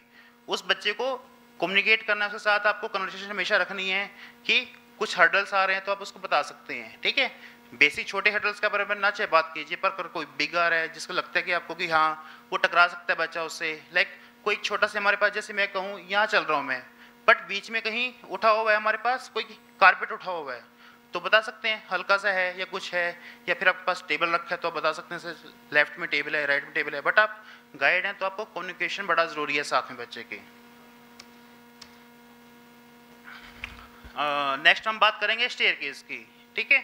सीढ़ी चढ़ना, देखो अगर हम बात करते हैं केन टेक्निक की, तो केन में क्या है, इंडिविजुअल अपने आप चढ़ सकता है। जैसे अभी अनिल सर बात कर रहे थे कि केन आपको जब आप चेंज करते हो, देखो केन क्या है हमारे पास, चलने का वे एक अलग है जब आप बिल्कुल फ्री स्पेस में चल रहे हो या फिर आप सड़क किनारे चल रहे हो, बट जब आप सीढ़ियाँ चढ़ते हैं तब उस केन का भी क्या हुआ, टेक्निक उसको पकड़ने की चेंज हो गई है, ठीक है ना। लाइक पेन आपने पकड़ा, उसको पेंसिल टाइप आप पकड़ रहे हो, तो सेम चीज़ हमारे पास क्या है, जब आप गाइड बन रहे हैं और आप स्टेज पे चढ़ा रहे हैं बच्चे को, तब वहाँ पर भी आपको थोड़ी सी अपनी टेक्निक में चेंज करने की ज़रूरत है, ठीक है ना। कैसे है कि पहले आपको इन्फॉर्म करना पड़ेगा, विजिट इम्पेयर्ड पर्सन को आपको इन्फॉर्म करना पड़ेगा कि स्टेज स्टार्ट हो गई है, ठीक है। देखिए मैं गाइड रहा हूँ, मेरे जो गाइड थे इन द सेंस जो मेरे क्वालिफिकेशन में गाइड थे एजुकेशन में, वो डॉक्टर सुशील कुमार गुप्ता थे, वो खुद एक ब्रांड थे, मैं उनके ही थ्रू पढ़ा हूँ, एमएडी मैंने की है, अपनी एजुकेशन प्राप्त की है मैंने, जो भी किया है, तो उनको मैंने 2 साल गाइड किया है सेम वे में। लाइक उनको कार से घर ले जाना या कुछ करना, ऐसा नहीं था कि भाई कुछ बंधा हुआ था, बट ये था कि उनके लिए क्लासेस में जाना या कुछ करना, इस तरह से मैं उनके लिए रिस्पॉन्सिबिलिटी थी कि भाई चलो मैं आपके साथ चलता रहूँ सर, मैं करता रहूँ, तो वो भी कंफर्टेबल फील थे, मैं भी उनके साथ था, तो मैं 2 साल उनके साथ रहा हूँ। तो होता ही हमेशा यही था, मैंने जितनी ये चीज़ें सीखी हैं वो प्रैक्टिस में आके सीखी हैं, ठीक है ना। तो मेनली आपके पास क्या है, जब भी आप चेयर पे चढ़ सीढ़ी पे चढ़ रहे हैं, तो सीढ़ी पे चढ़ने से पहले आपको उसको इन्फॉर्म करना बड़ा ज़रूरी है किसी भी पर्सन को, कि उसको नहीं पता क्योंकि सरफेस आपका चेंज हो रहा है। अब उस सरफेस में आपको करना क्या है, पहले स्टेयर के पास आपको खड़े होना करके, खड़े होकर के आपको पहले बच्चे को बताना है कि स्टेज स्टार्ट है हमारे यहाँ से। सेकंड क्या आपके पास, अगर कोई रेलिंग है आपके पास है, लाइक स्टेयर्स के पास रेलिंग है, जैसे हमारे पास हम यहाँ बात करें ऑडिटोरियम की, तो शायद यहाँ रेलिंग नहीं है कोई, हमारे पास कोई रेलिंग है हमारे पास, यहाँ स्टेयरकेस नहीं है साथ में कोई, तो यहाँ पर हेल्प लेने के लिए आपके पास कुछ नहीं है। बट अगर आपके पास अवेलेबल है वो चीज़, तो आप क्या कर सकते हैं, अपने हाथ को टर्न कर सकते हैं उस स्टेयरकेस पे, ठीक है ना। ब्लाइंड पर्सन के हाथ को आप वहाँ पर क्या कर सकते हैं, ट्रांसफर कर सकते हैं, बता सकते हैं उसको कि सर आपके लेफ्ट में राइट में आपके पास साथ में हेल्पिंग आपके लिए रेलिंग लगी हुई है, ठीक है ना। देन आपको क्या करना है कि उस सीढ़ी पे देखो, जैसे हमारे पास स्टेयर डिफरेंट हाइट्स में होती हैं, जैसे हम बात करें ओडी की, आपके पास जो बैक साइड में जा रही हैं वो स्टेयर्स अलग साइज में है, ये वाले स्टेयर्स आपके पास डिफरेंट साइज में है, ठीक है ना। तो उन स्टेयर की आपको क्या करना है, उस ब्लाइंड पर्सन को थोड़ा सा फ्री कर दीजिए आप एक टाइम के लिए, शेप दा करके, ताकि उस चीज़ के बारे में वो जान पाए कि उसकी ऊंचाई या फिर जो ऊंचाई है हाइट जिसको आप कह रहे हैं वो कितनी है, या चौड़ाई कितनी है उस चीज़ की, ठीक है ना। नेक्स्ट क्या है, जैसे हम स्टेयर चढ़ते हैं तो आप क्या करते हैं कि आप अपनी बॉडी का जो वजन है वो कैसे फॉरवर्ड करते हैं, आगे की तरफ झुकते हैं, हमेशा जोर लगाते हैं हम जब भी चलते हैं। पर जब आपके पास क्या है, ब्लाइंड पर्सन आपके पास चल रहा है, तो हमेशा मोस्टली वो स्ट्रेट रहते हैं कि वो टोटली डिपेंड आपके ऊपर हैं। तो आपको थोड़ा सा कम्युनिकेट करना है कि आप दोनों ही अपनी, अगर आप थोड़ा सा आगे झुकोगे तो ट्राई ऑटोमेटिकली वो भी ट्राई करेगा कि थोड़ा सा आपके पास, जैसे अपने हाथ आगे बढ़ाया तो वो भी पीछे आपके साथ थोड़ा टर्न करेंगे। उनको आप कम्युनिकेट तो करोगे कि स्टेयर्स हमारे पास बता दिया आपने, पर दोनों की स्थिति कैसे होगी, आप दोनों की स्थिति कैसे होगी, आगे की तरफ होगी। क्योंकि अगर आप स्ट्रेट खड़े रही मान लीजिए, वो भी स्ट्रेट रहेंगे आपके साथ, अगर आपकी बाजू स्ट्रेट है पीछे, अगर आप थोड़ा झुकोगे तो वो भी थोड़ा सा आपकी तरफ झुकेंगे, तो आपका दबाव कैसा हो, आपका जोर आगे की तरफ हो में चढ़ते हुए, ठीक है ना, ताकि आप गिर ना पाए। रेलिंग है तो वही बात है, रेलिंग है तो आप उसको फ्री कर दीजिए कि वो रेलिंग को पकड़े और साथ साथ चलते रहें, ठीक है। सिमिलर चीज हमारे पास चढ़ते हुए, सेम हमारे पास टेक्निक उतरते हुए है। जब भी उतरे आप तो हमेशा उसको स्टेप कर दे कि सर स्टेयर स्टार्ट है, in the end stair end है, ठीक है। तो दोनों टाइम पे आपको कम्युनिकेट करना है और दोनों टाइम पे आपको बच्चे को या वो ब्लाइंड पर्सन को आपको बताना है। नेक्स्ट हमारे पास है डोरवे, ठीक है। दरवाजे से जब आप निकलते हैं या फिर आपके पास डिफरेंट आपके पे दरवाजे हैं, लाइक हमारे पास यही डोर है हमारे कोरिडोर का। अगर हम बात करें ओडी की, इस डोर में और जो बाहर लगा हुआ डोर, दोनों में फ़र्क है, ठीक है ना। तो दरवाजे आपके पास कुछ ऐसे हैं जो स्ट्रेट ऐसे खुलते हैं, कुछ स्लाइडिंग वाले हैं, तो उन डोर में से आप बच्चे को कैसे पास कराएंगे, मेन आपके पास वो चीज़ रहती है, ठीक है ना। तो आपको पहले क्या करना है कि आपको बता देना कि सामने दरवाजा है, कम्युनिकेशन बड़ा जरूरी है। तो आपको पहले बताना है कि दरवाजा कहाँ पर है, ठीक है ना। आप सामने खड़े हुए, अगर उस पर हैंडल है तो आप क्या करोगे, अपना हाथ उस हैंडल पे ट्रांसफर कर दीजिएगा आप, ठीक है ना। जब भी आप करो तो आप अपना हाथ उस पर हैंडल पे ट्रांसफर कर दो, तो ऑटोमेटिकली जो ब्लाइंड पर्सन है वो भी साथ साथ में आपके पास उस हाथ को वहां पर ट्रांसफर कर लेगा। जैसे आपने उसको क्या किया,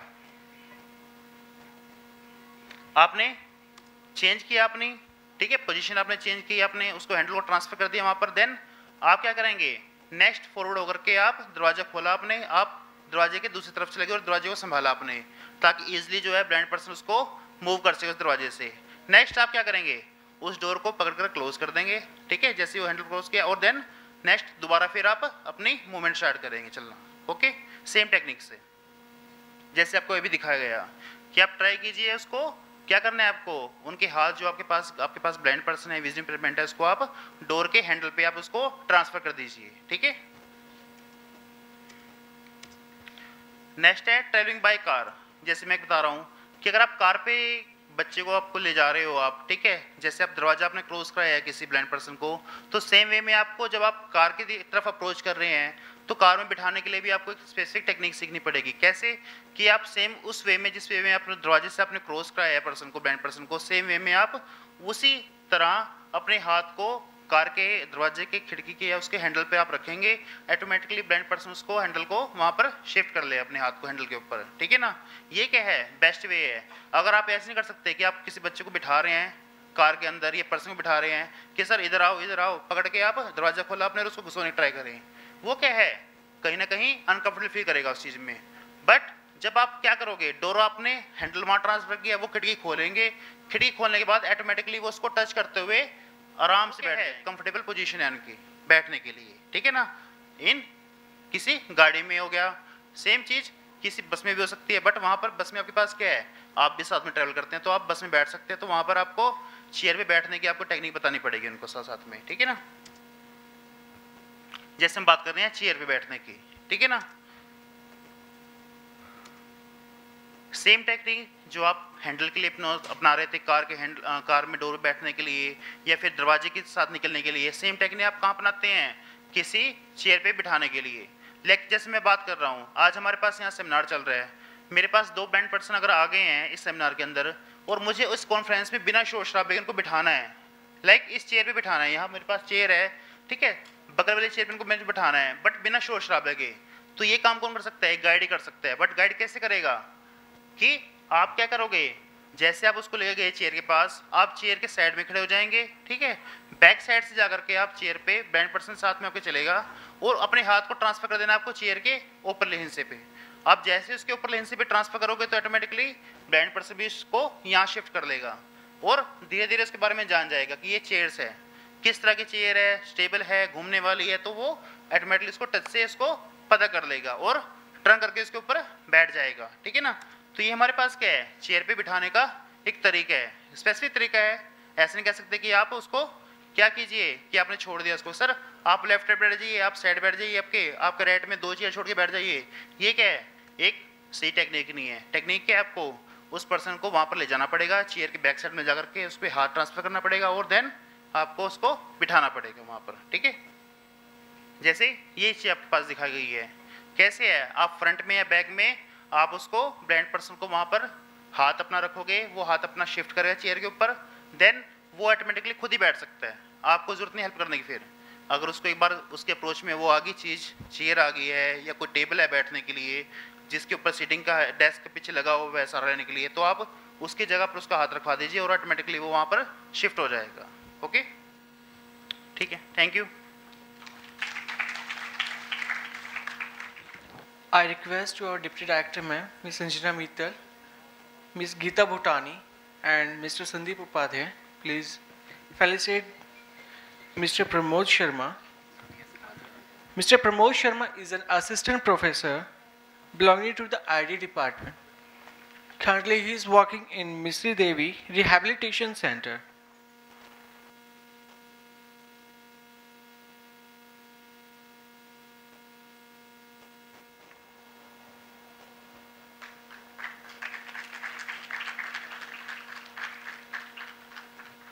to present his views on training in independent living skills. पास में जाके बोलना पड़ेगा इसको। आज हम जो है आईडी के बच्चों के लिए ट्रेनिंग जो लाइफ स्किल ट्रेनिंग होती है उसके ऊपर बात करेंगे। अभी तक हमने जो वीआई का सुना है अभी तक, आज हम आईडी के लिए देखेंगे उस चीज़ को। आईडी बेसिकली होता क्या है, किस किस को पता है यहाँ पे? बताएंगे आप? बताइए।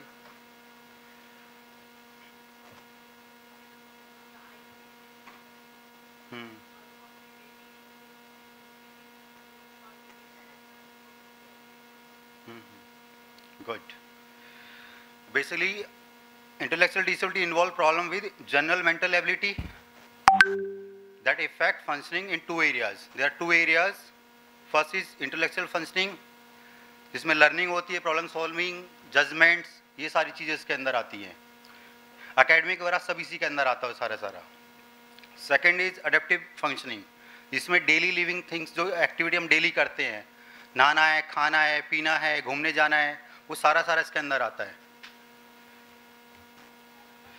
इसके साथ साथ जो है ये मेन जो डिफेक्ट करता है ये अर्ली एज के अंदर करता है, जहाँ पे डेवलपमेंट हो रहा होता है। कोई बता सकता है जो अर्ली एज जो होती है वो क्या होती है डेवलपमेंट की? Below 3 years.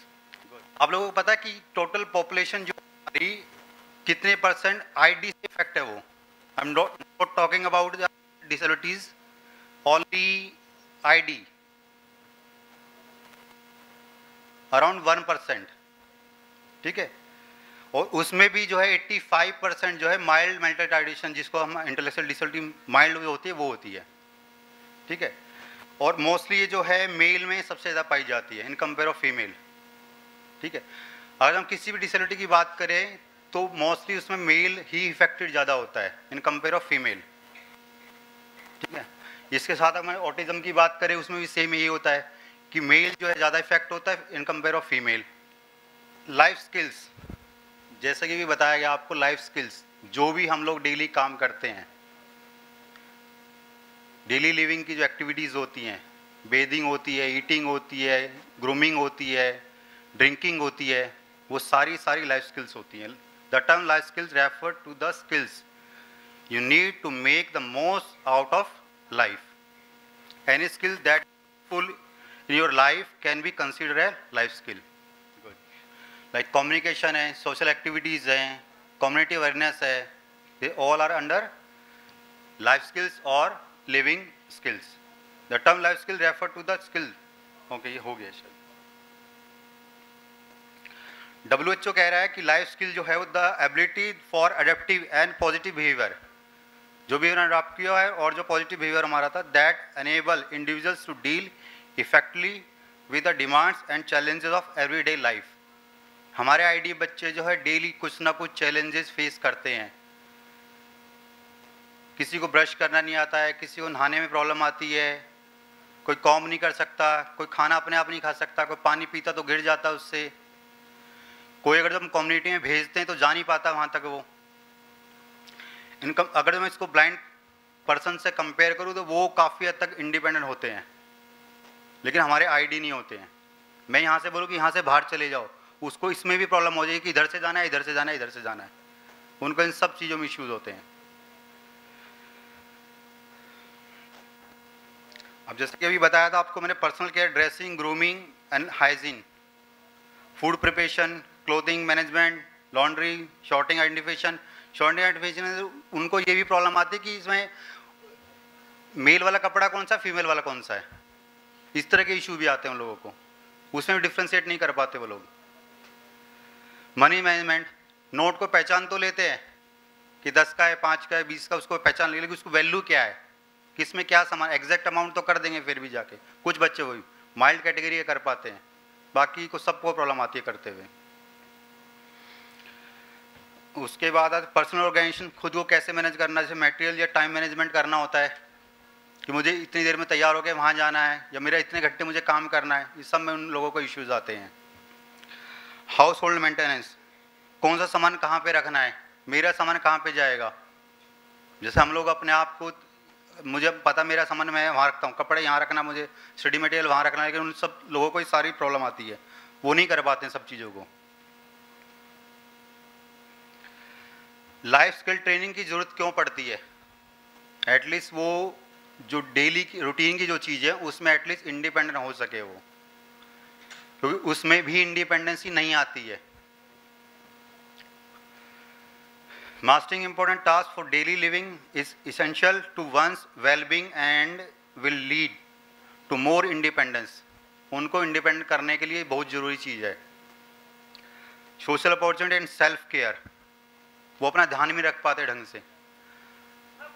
अगर जो कपड़े हम उनको नहीं देखेंगे, चेक करेंगे नहीं कि उल्टा पहना सीधा पहना है, तो जैसे दिया है जैसे पड़ा हो वैसे पहन के चले जाएंगे वो, उल्टा तो उल्टा ही पहन के चले जाएंगे वो, फ्रंट का बैक का no idea.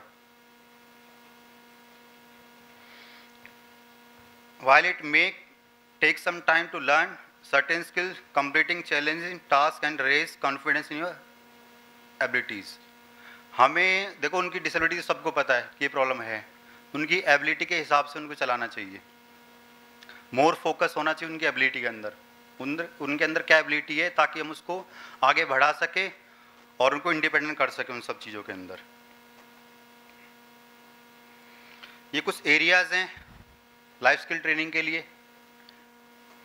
Communication major effect होता है आईडी के अंदर भी और एएसडी के अंदर भी। मैं इकट्ठा दोनों को इसलिए बोल पा रहा हूँ क्योंकि अब जो है हम लोग जो अगर आरसीआई की उस पर जाके देखें तो आईडी और एएसडी इकट्ठे ही कर दिए गए हैं। गवर्नमेंट ने नहीं करे हैं, जो हमारी आरपीडब्ल्यूडी के एक्ट के अंदर नहीं है, वो अलग अलग है दोनों। लेकिन गवर्नमेंट का कोर्स, अगर हम कोर्स की बात, डीएड की बात करें तो इकट्ठा कर दिया गया उसको दोनों को। कुछ चीज़ों में सिमिलरिटीज़ है दोनों में, कुछ एरियाज में सिमिलरिटीज़ है बस, बाकी में नहीं है। उनकी थिंकिंग, क्रिएटिविटी, उस पर ध्यान देना चाहिए। स्ट्रेस मैनेजमेंट, वो लोग स्ट्रेस में हमें पता भी नहीं चल पाता है। किसी चीज़ को लाके बाहर निकले हैं, कोई डॉगी दिख गया, उनको डर लगना शुरू हो गया, वो बाहर जाना बंद कर देते हैं, या आगे से आया एकदम गिर जाएंगे वो, या वापस भागेंगे जाके, हमें पता ही नहीं चल पाता किसी चीज़ से डर रहा है वो। Acceptance, accepting criticism, interpersonal relationship, problem solving काफ़ी मेजर एरिया इनका, और डिसीजन मेकिंग जिसमें ये लोग इफेक्ट करते ही करते हैं। अपने आप से प्रॉब्लम सॉल्व तो हो ही नहीं पाती है। Self awareness, self management, empathy and sympathy. अब कुछ कैटेगरीज हैं लाइफ स्किल्स की, जैसे सेल्फ केयर। बेसिक हमारे गोल जो होते हैं यहीं पे होते हैं। जो आईपी हम लोग बनाते हैं तो हमें मेन कंसर्न हमारा यहीं पे रहना चाहिए, और खासकर जो है मॉडरेट, सीवियर, प्रोफाउंड कैटेगरी के लिए। माइल्ड फिर भी इंडिपेंडेंट हो जाता है इन सब चीज़ों में, लेकिन जो मॉडरेट होते हैं, सीवियर होते हैं, उनको बहुत प्रॉब्लम आती है इन सब चीज़ों को। बेदिंग नहीं कर पाते, पानी डालेंगे वो यहीं डालते जाते हैं, अपना पूरा पानी यहीं पे डाल देंगे वो लोग। पीछे जाना है, साइड पे जाना नहीं पता उन लोगों को। अगर हम नहाने की बात करें, साबुन लगाना है, साबुन एक ही जगह मलते रहते हैं वो। कोई बता सकता क्या रीज़न होता है इसका? या हल्का हल्का उसको पता ही नहीं कैसे करना है, जैसे हम लोग प्रेस करके साफ करते हैं बॉडी को, तो क्या रीज़न होता होगा कि उनको पता ही नहीं है। सेंसरी इशू, और कुछ इसके साथ। सेंसरी इशू तो क्या है? कौन से वाला सेंसरी इशू है?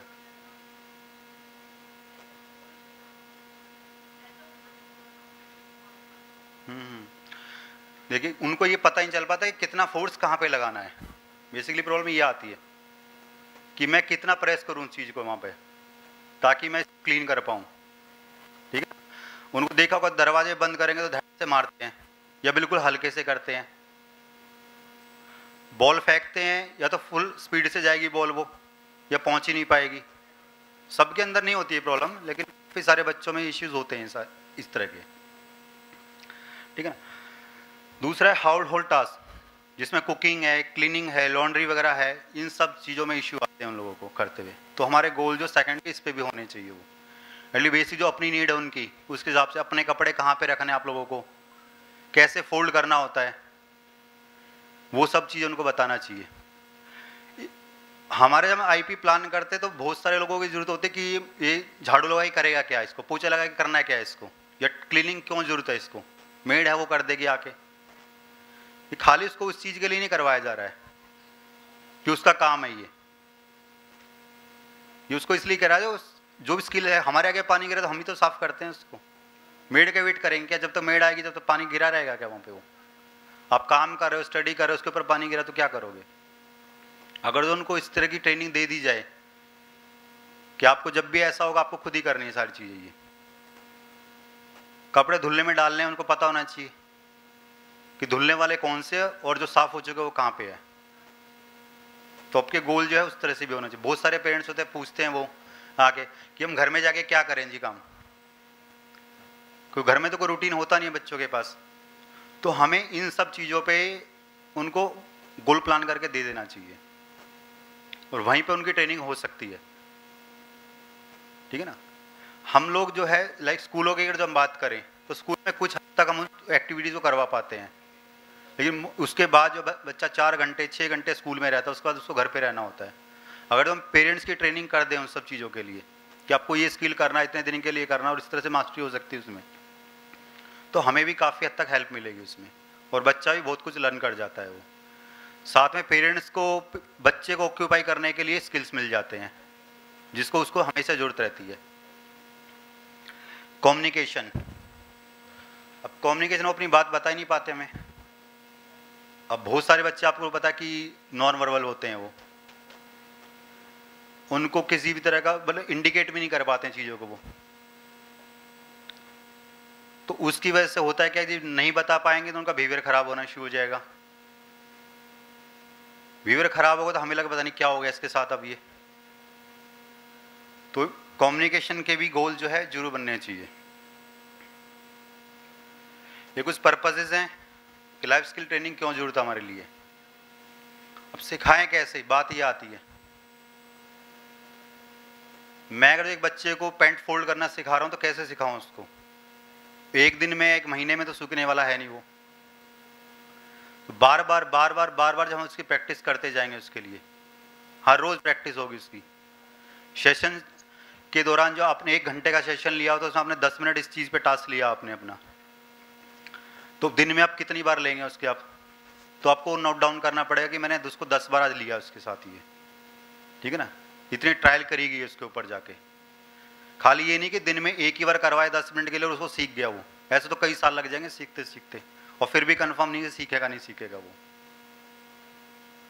ठीक है ना। और उस टास्क को, पैंट को फोल्ड करने के लिए अगर जो हम उसके उस गोल को, स्किल को जो अगर हम ब्रेक कर लेंगे छोटे छोटे स्टेप्स के अंदर कि आपको 10 दिन तक 15 दिन तक सिर्फ एक ही फोल्ड करना, बस इसके अंदर पूरी पैंट फोल्ड नहीं करवानी उससे एक बार में, तो जल्दी मास्टरी होने के चांसेस होते हैं। हम क्या करते हैं, पूरी पैंट एक बार में डालते हैं, पूरे 4 फोल्ड इकट्ठे करवा देते हैं उसको, जिसमें उसको खुद ही नहीं पता होता है कि पहले कौन सा आया था बाद में कौन सा आया था, क्योंकि जजमेंट के इश्यूज होते हैं ना।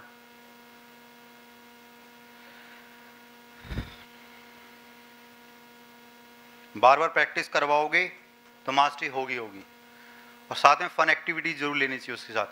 फन वे में करवाएंगे तो और भी जल्दी रिजल्ट मिलते हैं। उसको टास्क ना कहें, इसको आपका काम है ये।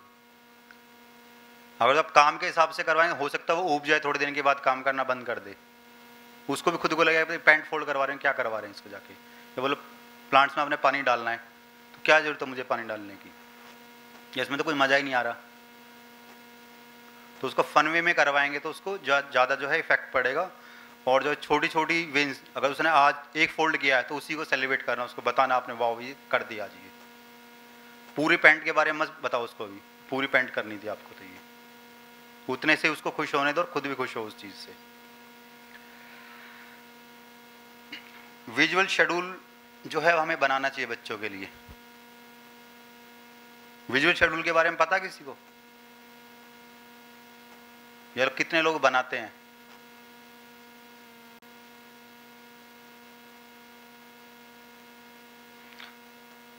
डेली रूटीन में सिखाने के आपने क्या क्या काम करने हैं या उसके स्टेप कैसे ब्रेक किए हैं, दोनों का विजुअल शेड्यूल बन सकता है। आपने पैंट फोल्ड करनी है, 3 से 4 स्टेप आएंगे उसके अंदर, तो उन चारों का उसको विजुअल शेड्यूल कि पहले आपका ये आएगा, उसके बाद ये आएगा और फिर ये आएगा। फोटोज दिखाते रहिए उसको, उसमें फोटो क्लिक किए जाते हैं सारे वो, प्रॉपर विजुअलाइज होना चाहिए उसको। अब कुछ एरियाज हैं जिसमें हमारे गोल बनते हैं लाइफ स्किल ट्रेनिंग के अंदर। फर्स्ट है पर्सनल केयर। हमारे आईडी बच्चों को जो है पर्सनल केयर के बारे में नहीं पता है, वो लोग ज़्यादा अवेयर नहीं होते हैं।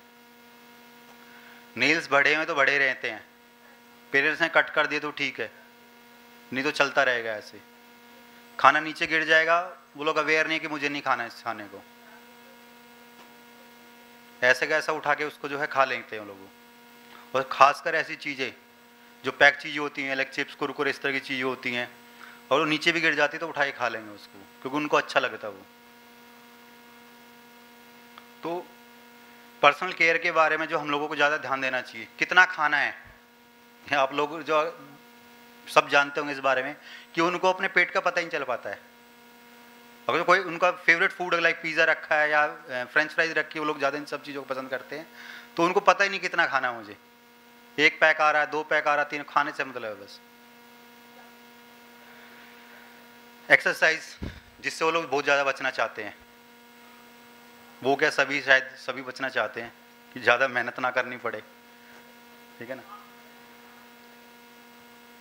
प्रॉपर न्यूट्रिएंट्स, क्या खाना चाहिए हमें, लाइक जंक फूड ज़्यादा प्रेफर करेंगे इन कंपेयर ऑफ अगर जो आप घिया तोरी उनको खिलाना पसंद करोगे तो वो कोई भी नहीं खाना पसंद करता उन सब चीज़ों को, बल्कि उनको बेनिफिट नहीं पता, लेकिन कि इस चीज़ का बेनिफिट क्या है और इसका नुकसान क्या है। तो हमें ट्रेनिंग के अंदर ये सब चीज़ों को लेना चाहिए उनकी,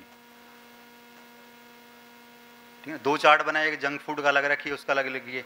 अब एक बार में ब्रेक ना कर पाए तो उसको एटलीस्ट वीकली दे दीजिए उसको। एच बड़ा आपको संडे ही वाला मिलेगा भाई, ठीक है, डेली तो नहीं मिल पाएगा वो। बहुत सारे बच्चे उनको रोज़ शाम को जो है जाना है या खाना ही खाना है, फिक्स होता है उनका।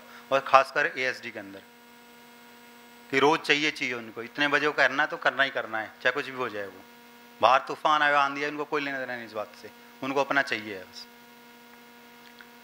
वो वहाँ पे विजुअल शेड्यूल काम कर सकता है। अगर तो पहले से बना के रखोगे आज नहीं देना है तो ये आपकी ये एक्टिविटी रहेगी, आपको यही खाना है इसके बाद, तो हो सकता है उनका बिहेवियर कंट्रोल हो रहा, मान जाएंगे वो लोग।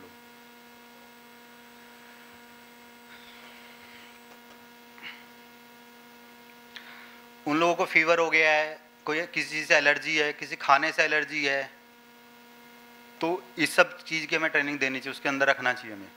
और नेसेसरी मेडिसिन जो होती है लाइक PCM, अगर आपको बुखार में देना तो उसको वो रीड भी करना आना चाहिए और पता भी होना चाहिए उसको उसके बारे में कि कहाँ रखी होती है, कितनी डोज मुझे लेनी है। ये सारे माइल्ड कैटेगरी में जल्दी से ट्रेनिंग दी जाती है इन सब चीज़ों की। अगर हम दूसरी और टाइप्स की बात करें, हम सीवियर प्रोफाउंड, वहाँ पे पॉसिबल हो ही नहीं पाता है सारी चीज़ों के लिए।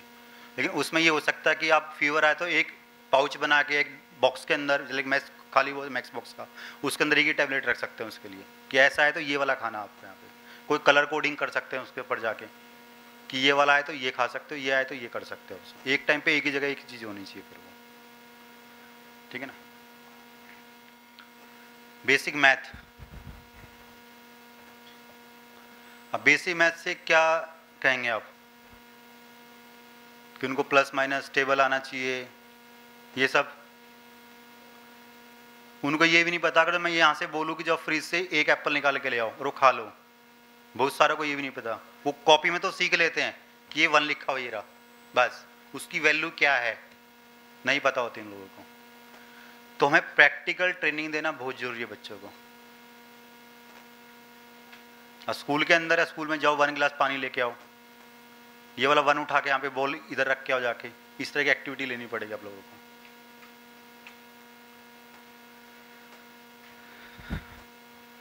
मनी की वैल्यू नहीं पता उन लोगों को, एटलीस्ट जितना कर सकते 5 है 10 है 20, हर बच्चे की अपनी एबिलिटी है, उसके हिसाब से प्लान करिए आप जाके।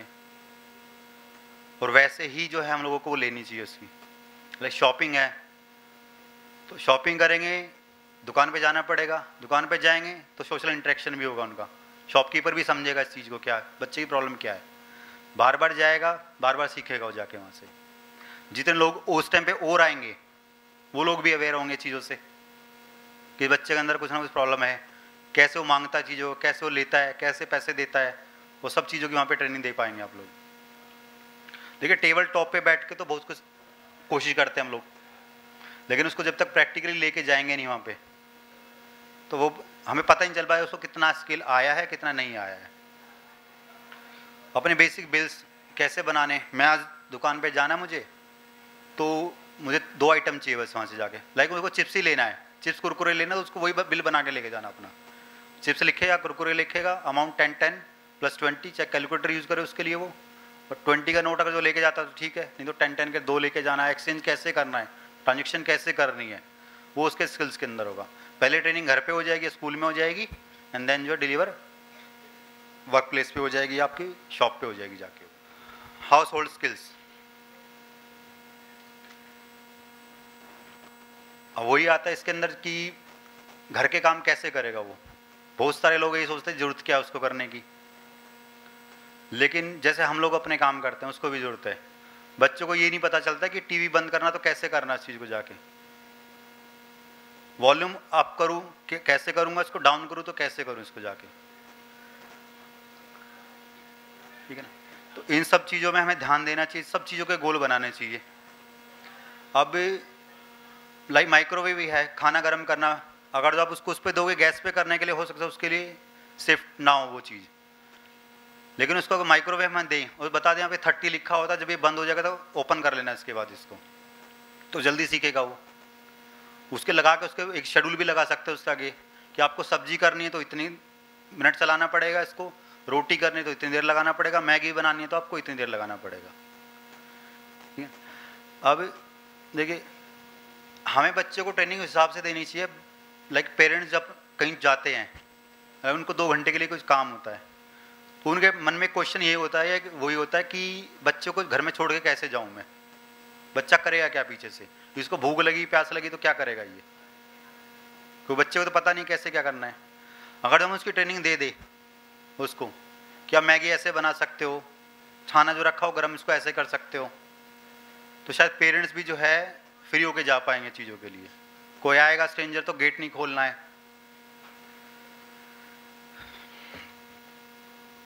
डस्टिंग करना है, क्लीनिंग करना हाउस की, ग्रोसरी वगैरह कहाँ पे क्या रखना है, वो सब चीज़ों की ट्रेनिंग उनको दी जानी चाहिए इस बारे में।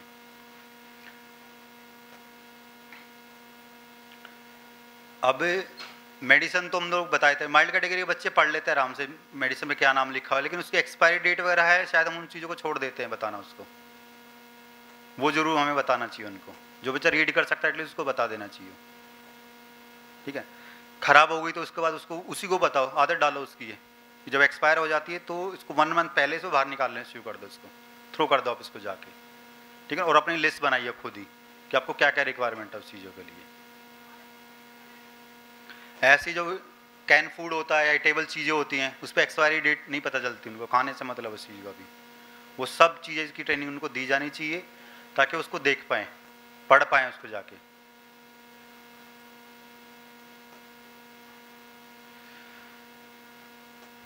अब हम रीडिंग के बारे में बात करेंगे। जो सीवियर कैटेगरी बच्चे होते हैं या मॉडरेट होते हैं उनको साइड वर्ड से करवा लेना चाहिए, वो प्रॉपर रीडिंग नहीं कर पाते हैं, चाहे उनको खाने की चीज़ें हो आपकी या कहीं जाने की चीज़ें हो या हॉस्पिटल का नाम हो या अपने अपने नाम हो, उनके बेसिक रीडिंग सबको आनी चाहिए। वो जो नहीं कर पाता उसके लिए साइन लैंग्वेज साइन वगैरह जो है वो यूज़ करने चाहिए उसके लिए। लेजर टाइम वो खुद ही डिसाइड नहीं कर पाते उनको करना क्या है, एक चीज़ करते तो एक चीज़ में खोए रहते हैं वो।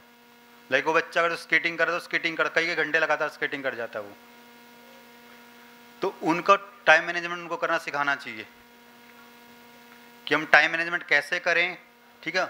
उनके अंदर जो पैशन है उनका, हर बच्चे के अंदर अपनी एबिलिटी है, और आजकल स्पोर्ट्स का तो इतना अच्छा है, एसओबी के थ्रू जो बच्चे वर्ल्ड वाइड डिफरेंट गेम्स के अंदर पार्टिसिपेट कर रहे हैं, तो हमें बच्चे की जो है स्किल ढूंढना चाहिए और उसको पार्टिसिपेट भी करवाना चाहिए और उसको लेजर टाइम के अंदर कन्वर्ट कर देना चाहिए। बहुत सारे बच्चे डांस अच्छा करते हैं लेकिन उनको प्लेटफॉर्म मिल ही नहीं पाता, वो कैसे अपने आप को प्रूव करे कि हमें डांस आता है। बहुत सारे बच्चे स्केचिंग अच्छी करते हैं, तो इन सब चीज़ की उनकी ट्रेनिंग दी जानी चाहिए, उनको बार बार ट्रेनिंग दी जानी चाहिए।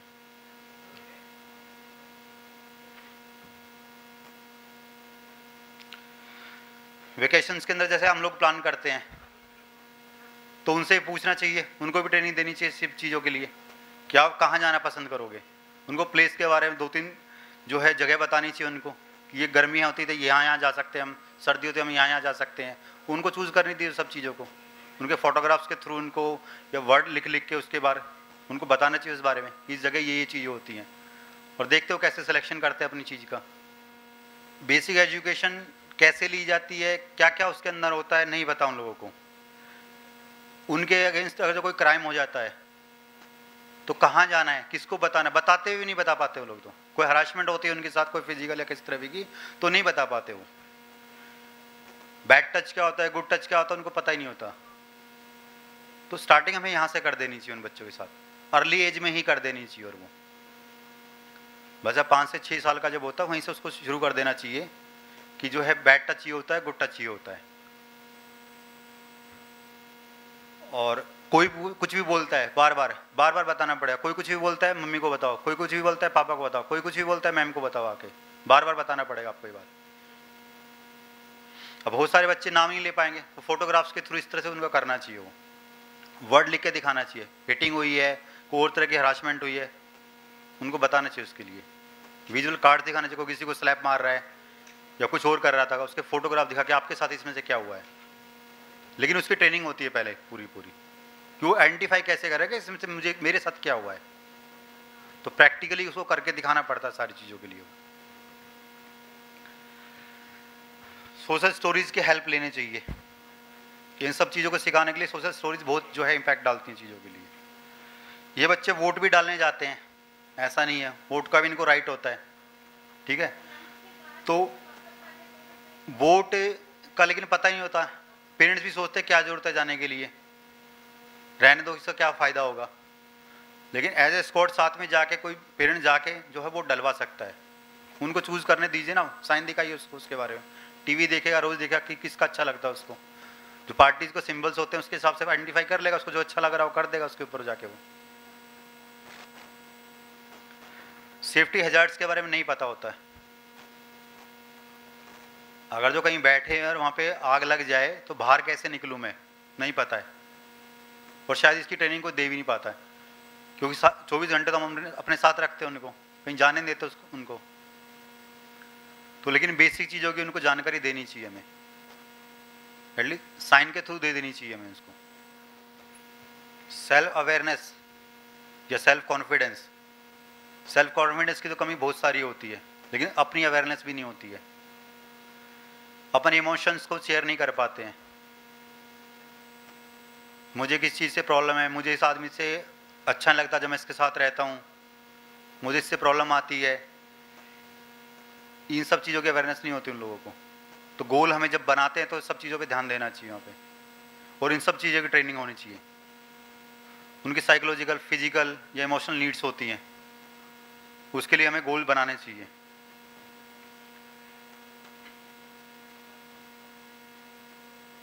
ऑक्यूपेशन स्किल्स, अब बहुत सारे बच्चे जो हैं अपर कैटेगरी के जो होते हैं, माइल्ड कैटेगरी के, उनको जॉब प्लेसमेंट हो जाती है और करनी भी चाहिए हम लोगों को। तो उसकी ट्रेनिंग, वर्क लोड, कितने घंटे आपको काम करना है जाके वहाँ पे, आपकी क्या काम आपको करना है नहीं पता होता है। टाइम मैनेजमेंट कैसे करना, कितने घंटे काम करोगे आप, काम खत्म हो जाए तो घर कैसे आओगे, ट्रांसपोर्ट को यूज़ कैसे करोगे, नहीं पता है। तो जो कर सकते हैं उनके लिए जो है इस सब चीज़ों के लिए गोल्स बना देने चाहिए हम लोगों को। वहाँ पे जो है वर्क प्लेस के ऊपर किसी भी तरह की हरासमेंट ना हो उनके साथ, उसकी ट्रेनिंग भी होनी चाहिए। उससे पहले जो है कि वो एडजस्ट कैसे होंगे वहाँ पे जाके, सबसे बड़ा चैलेंज आता है ये वाला कि वर्क पे तो चले तो जाएंगे, हम भेज तो देंगे उनको, लेकिन एडजस्ट कैसे होंगे, कितने दिन काम कर पाएंगे, ये सबसे बड़ा इशू होता है। तो उनकी ट्रेनिंग जो है पहले उसी से शुरू होनी चाहिए। तो किसी एस्कॉर्ट को साथ भेज के ट्रेनिंग दे देनी चाहिए पहले, वहाँ पे जॉब ना करके पहले ट्रेनिंग दे वहाँ पे जाके कि वर्क प्लेस पे आप कैसे रहा जाता है, कितने घंटे काम करते हैं आप जाके, कौन कौन सी चीज़ें कहाँ पे होती है।